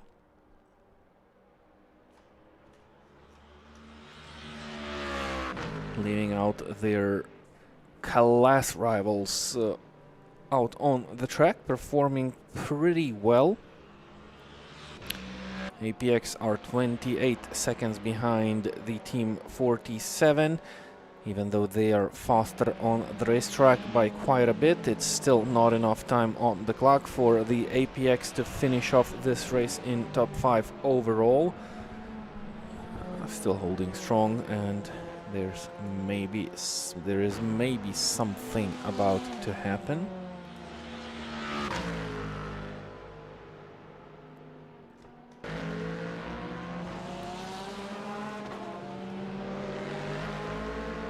But you still have to deal with the traffic.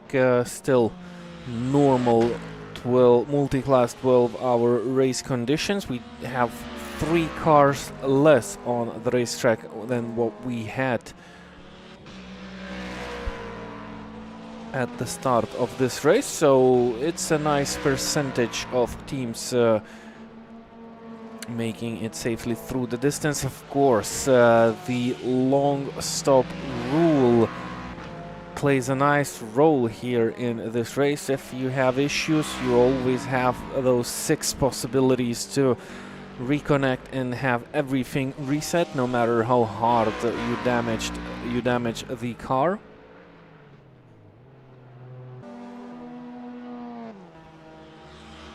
That's why I think we have the chance to see a little bit more cars trying to chase down that checkered flag of this second special event on the WorldSimSeries platform in 2026.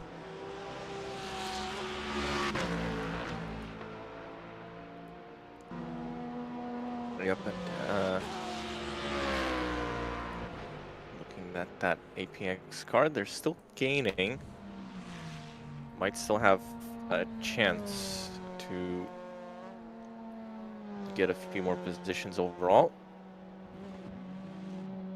27 seconds. Oh, there was somebody crashed out.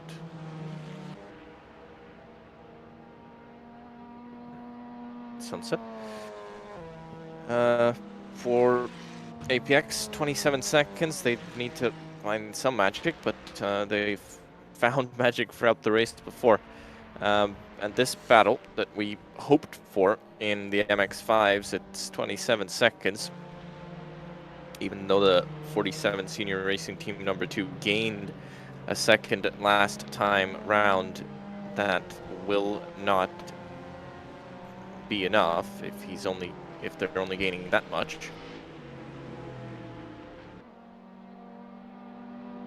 They need to really start gaining something crazy.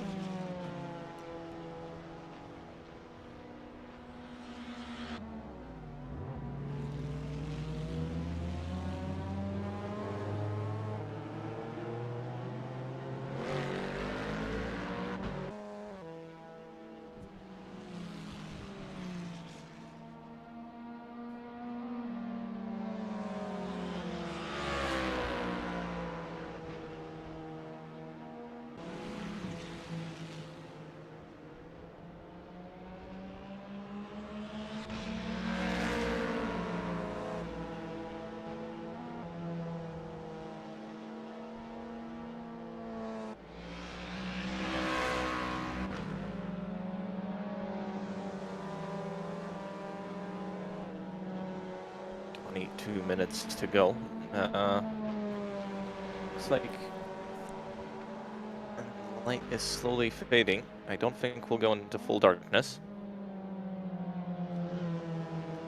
Yeah, and I don't think it would matter if we'd go 22, 23 minutes on the clock, so it would happen for a very short time. We had a nice qualifying night time for the teams. We had that slightly brighter conditions for the start, which was still dark. Plenty of action. It's a shame that the drama didn't continue on until the last laps, but well, it is what it is. That's endurance racing. The teams they deserved it. That's Team Blue Flag facing further issues on the racetrack. Looks like they had a spin in the Sunset Bend corner, which is no news here in today's event. We've seen plenty of cars spinning around.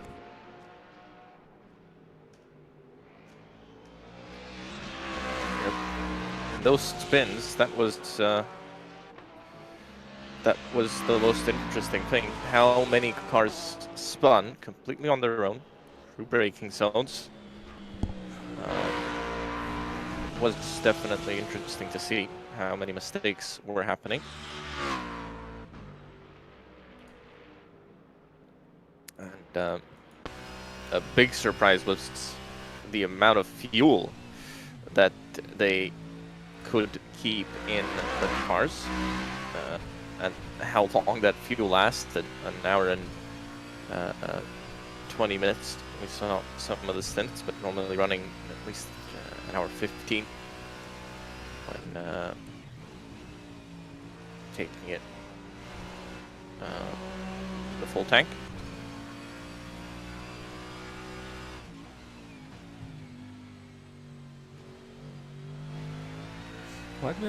Latvian Lightning locomotives number 2, stop and go 10 seconds penalty from race direction.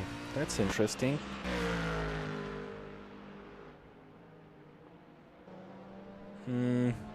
They should still stay in. Yeah, they should still stay in P2 in the Pro-Am class.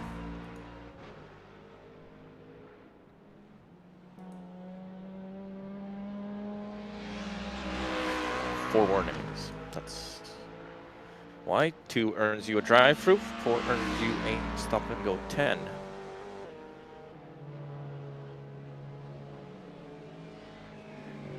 Lap ahead of the SGS car, but that's just gonna pull them a little bit closer, so they'll have to make sure not to do that again, but with just 19 minutes to go.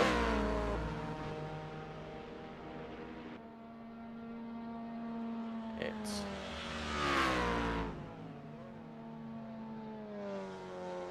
cleared. too much. Oh, it's cleared now. Just before the entry to the pit lane, the penalty was cleared. So some sort of an issue, miscalculation or something similar. Looks like race control got tired already from these 12-hour race decisions. Maybe wrong car? Yeah, but it was wrong car. Team Blue Flag now stop and go 10 seconds from race direction. We've seen the Blue Flag team going slowly off that Sunset Bend corner.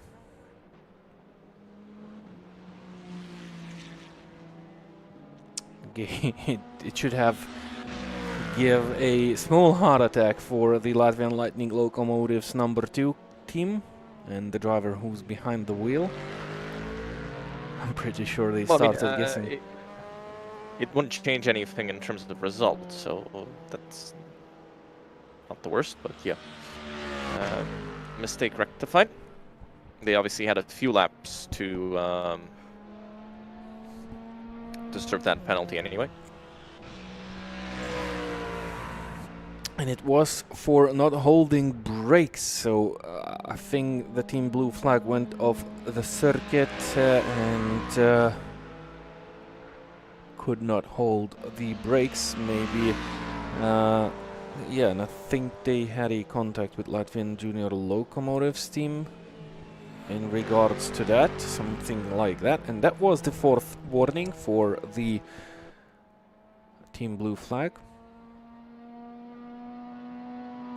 We still have contacts. We don't see, we can, or we are unable to catch those on live screen, no matter how hard we try. But it looks like there's still some action happening on the racetrack with drivers making mistakes. It's absolutely normal. You get tired from all this racing action. Racing activity is still not a 24 hours race, and in a 24 hours race, that would just be the mid part of the race.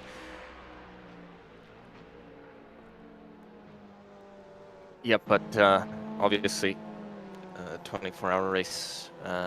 Normally, we have more cars for a 24-hour race as well, and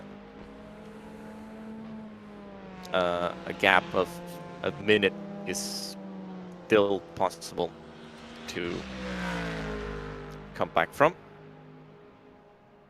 But I would love it if we had some safety cars for upcoming events on WorldSimSeries. Yeah, that was exactly my thought. It would be much more interesting to have the safety car procedure to bring that field back closer together. Of course, it creates those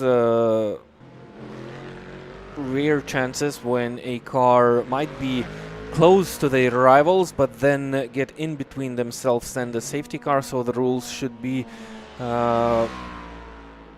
similar to what we have in reality, to allow the drivers to unlap themselves and so on, to not lose a lap, but that would definitely make the racing much more interesting. We wouldn't have these huge gaps now that we have in races like these. With 15 minutes on the clock, basically no battle on the racetrack. We are just looking at cars trying to finish off what they started. Looks like WorldSimSeries. Well, you couldn't say that WorldSimSeries did the best job here, actually. They just had the least amount of issues.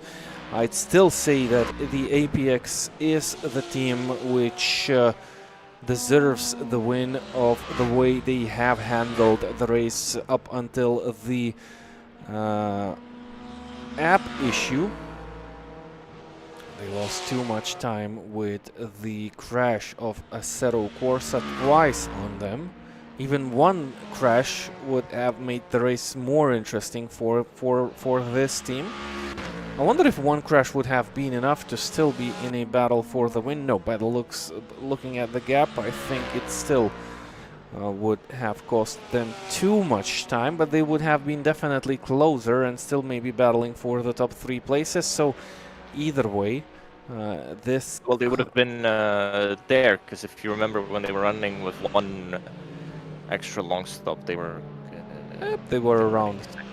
Yeah, still, yeah, I think they would have been in there-ish. But again, with the class system we have, it doesn't really make a difference. So teams like APX, well, they'll take the win in Pro-Am. I'm sure they would have loved to take it overall. They have the fastest lap of the race. They were quickest all the way through, but I think they went into a more conservative mode from the middle of the race or so. And that meant that when the issue happened, they didn't have a safety net. I don't think they could have made a safety net for themselves anyway. But yeah, maybe would have gone up a spot in the overall standings, but again, that doesn't make a big difference. Overall race leader on your screens, and GT Pro race leader as well. And now that's third place car in the MX5s, 47th senior racing team.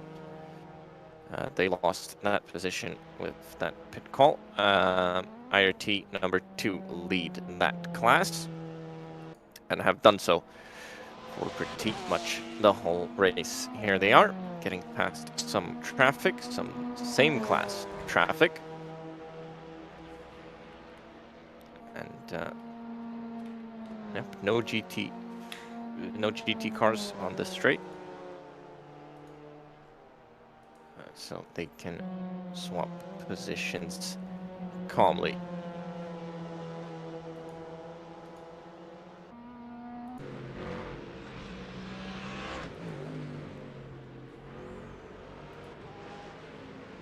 APX here still going quite fast. It's not gonna be enough of time on the clock for them to chase down Team 47. That wouldn't be 4 position in class, that would be 4 position overall, but it's also a little bit of time lacking situation. They also get sideways out of the hairpin. That did cost them a little bit of time.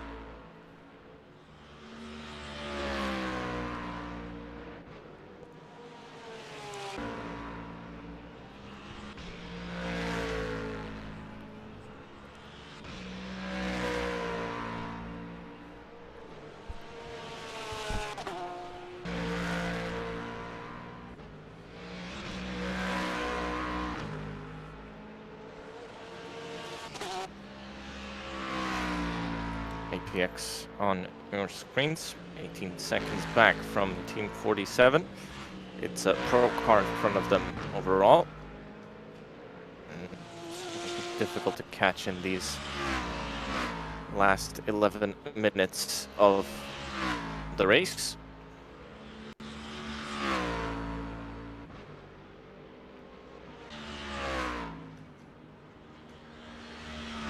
They're actually not too far behind the WorldSimSeries car on the racetrack, but they are not... wow, WorldSimSeries actually running a little bit faster for the last lap.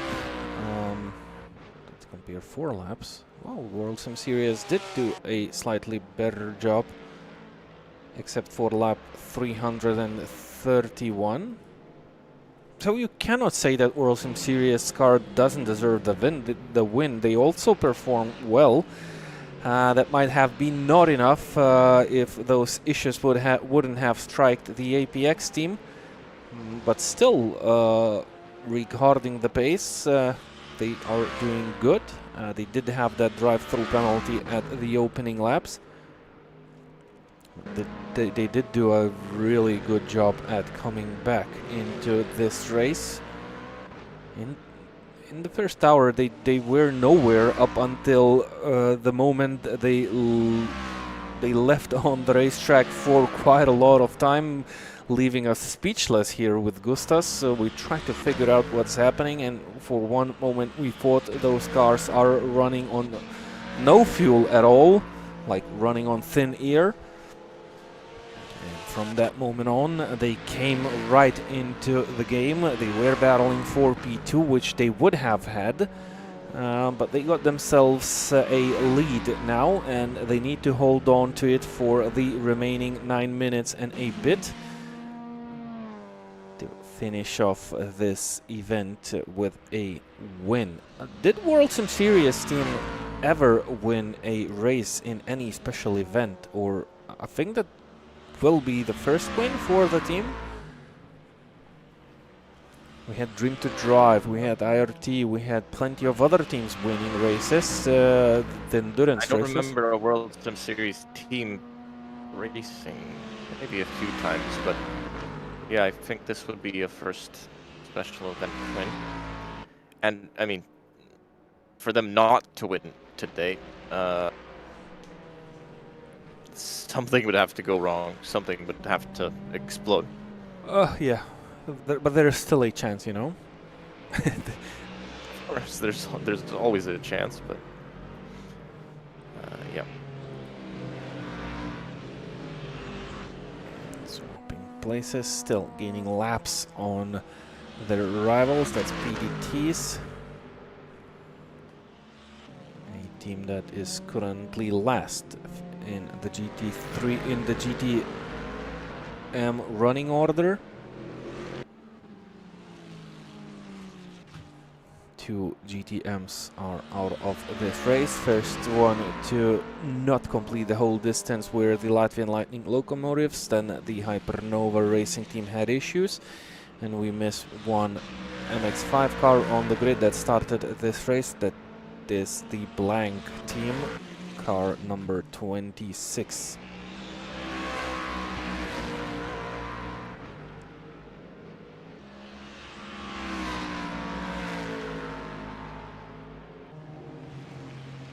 Gap at the front, still over a minute, and the international racing team, yeah, there's running much slower. Oh, Team 47 with an issue. That's a chance for APX team. Look to try and gain to get that 5th place overall. There's well, down to 4.5 seconds. Should be 3 to go as we cross the line. That should keep Actually, those 4 to go. 4 to go. Yep. That should bring up a little bit of fuel into the driver's feeling. Let him try to push even harder here. They are able to gain about 2 seconds per lap on the 47 racing team. Again, that would change nothing if the order would change. It's just the fact that you managed to finish higher in the overall places.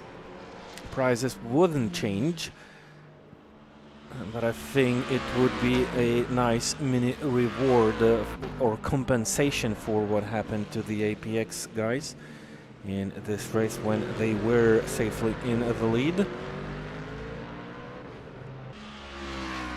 And that would probably still catch up here. I think they can, yeah. I think they'll turn up the pace as well. They were probably in a more relaxed run. Because they were losing time to WorldSimSeries. Maybe now there's a bit of motivation to actually get a top 5 finish. Top 5 overall, not too bad. Incredibly though, the GTM Kangaroo Airways. Yep. Amazing performance from them. They're running in P4. I don't think anybody's going to take that away from them. It's the GTM car. It's going to finish ahead of the Pro-Am. It's going to finish ahead of quite a lot of Pro cars as well. So, a really good performance from them. They were kind of, they weren't anonymous, but they didn't get into too much trouble throughout the race. They had a good strategy, had a good run. Obviously, there was that other car, the Hypernova Racing, who were running actually a bit higher than them for a lot of the time. So, I don't think they would have been ahead of the Dream to Drive Junior car, but maybe could have been closer. And now APX has dropped the gap to 2 seconds. 1.5 gained on that last lap. Might find a bit of extra time.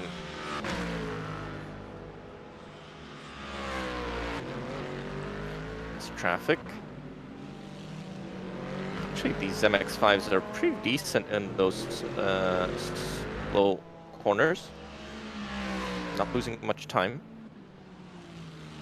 Actually able to stick with these cars at the front. With the GT cars. Here's that 47 Team 47 racing car. That Ferrari, remember, it was it had issues on lap 1. It was facing backwards. Now it's gonna try and hold on. It will be 2 to go at the line. Unless the race leader decides to drop the pace. They've got the gap for that easily, so yeah, but they'd have to drop about, what is it, 45 seconds? Yeah, closer to 30 seconds. WorldSimSeries is now running around the Sunset Bend corner, actually right in front of this battle. Ooh!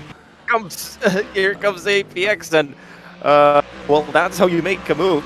I think they scared Team 47 Racing with the speed that they came into Sunset. It looks like that APX didn't expect to make that move. To me, it looks they didn't expect for the 47 car to slow down that much, but well, maybe it just looked like from that camera angle. They still have to deal with the traffic. 47 are still right there with them, chopping through the traffic, and well, a small compensation come right towards the end for the APX team to finish off in the top 5 overall standings. Would still be not as good as finishing first, but still better than finishing 6th. Either way, they are winning in the GT Pro M class, and you can only imagine how much pace they had throughout the race with those 2 extra long pit stops, those issues that they had in a very short period of time. They still managed to finish to bring that car home in P5. Well, they still need to bring it home, but it's 1.5 laps to go for the drivers. They are right behind the leading car, which will head back to the back straight for the penultimate time. Yep, and they'll start a final victory tour of the Sebring racetrack. They'll know all the bumps, and they've respected the bumps throughout today. It didn't always look like they were going to take the win, but they kept going. Had troubles in the middle of the race, were spinning around.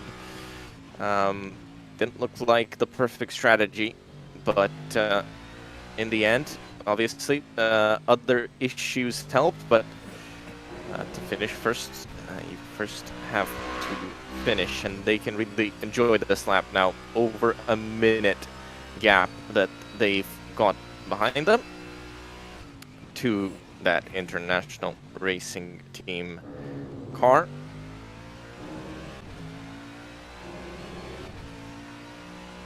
As Sector 1 is done for the final time in this race.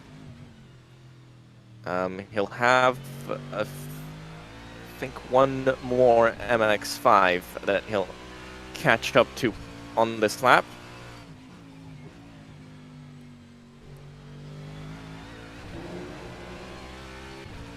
Yep, enjoying the winner's lap here. Final lap of the race for the WorldSimSeries car. And, well, they carry number 7 around this racetrack. That means they pre-qualified only as a team in P7 regarding pace. That's how the numbers are generated for these cars regarding the pre-qualifying results. So they were not the fastest car here to enter this event. They definitely were not the favorite car, but they managed to keep it all together, have the best strategy, and they have the joy of crossing the line in the first place. Mendelis doesn't know where to put his wheel, so just weaving around and enjoying that moment for himself and his team. It was a 2 drivers team. Together with him, Justinas Saldukas was shearing the car. It was not the easiest path to the win. They had plenty of moments. They definitely had some moments.